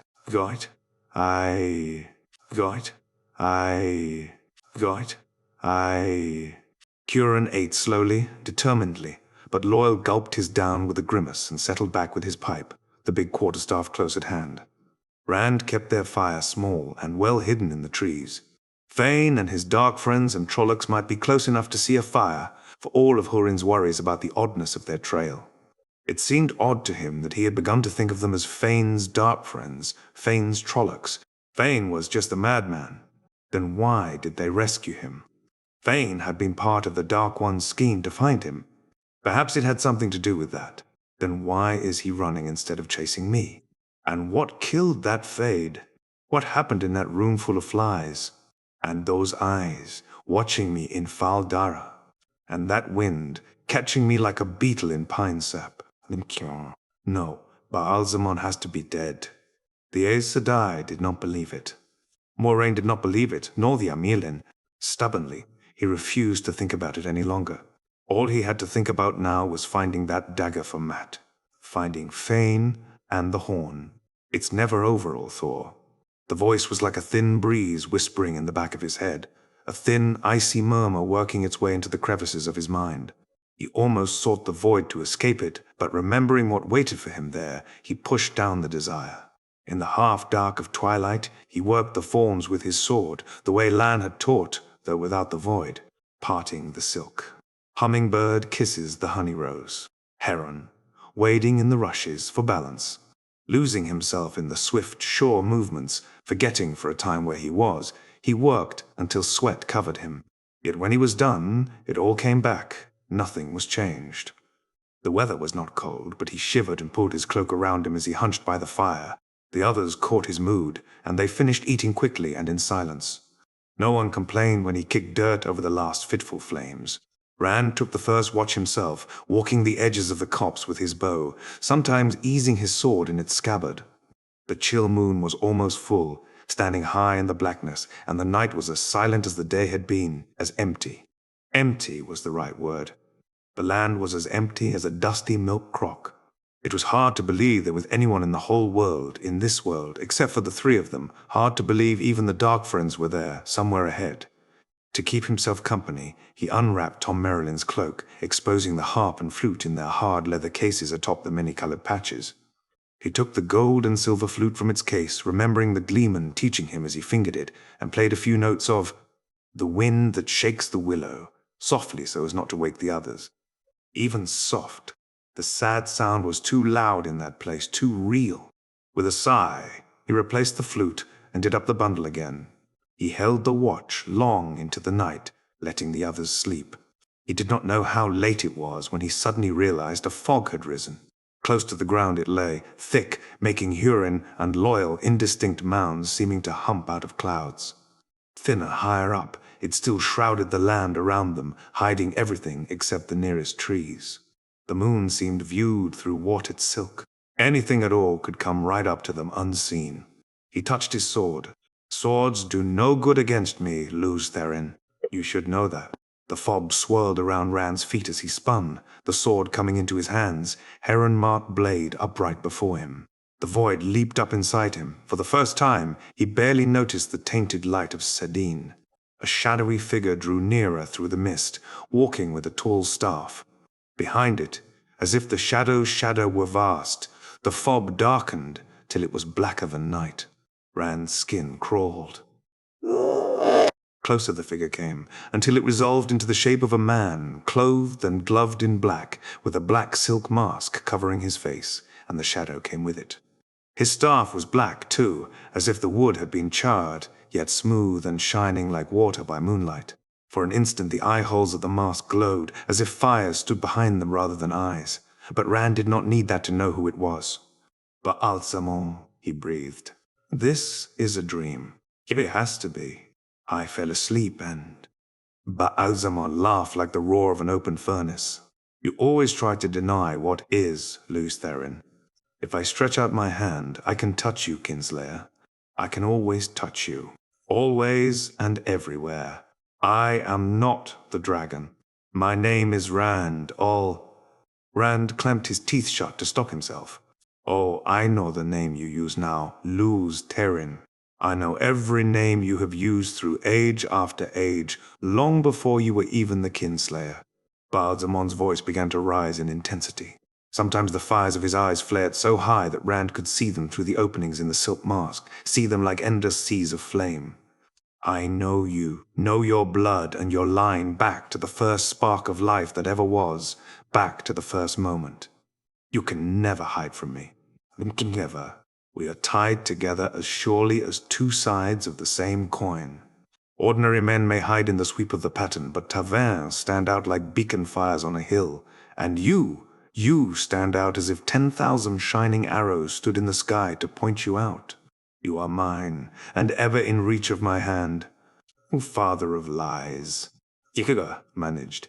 Despite the void, his tongue wanted to cleave to the roof of his mouth. "Light, please let it be a dream." The thought skittered outside the emptiness. "Even one of those dreams that isn't a dream. He can't really be standing in front of me. The Dark One is sealed in Sheol Ghul, sealed by the Creator at the moment of creation.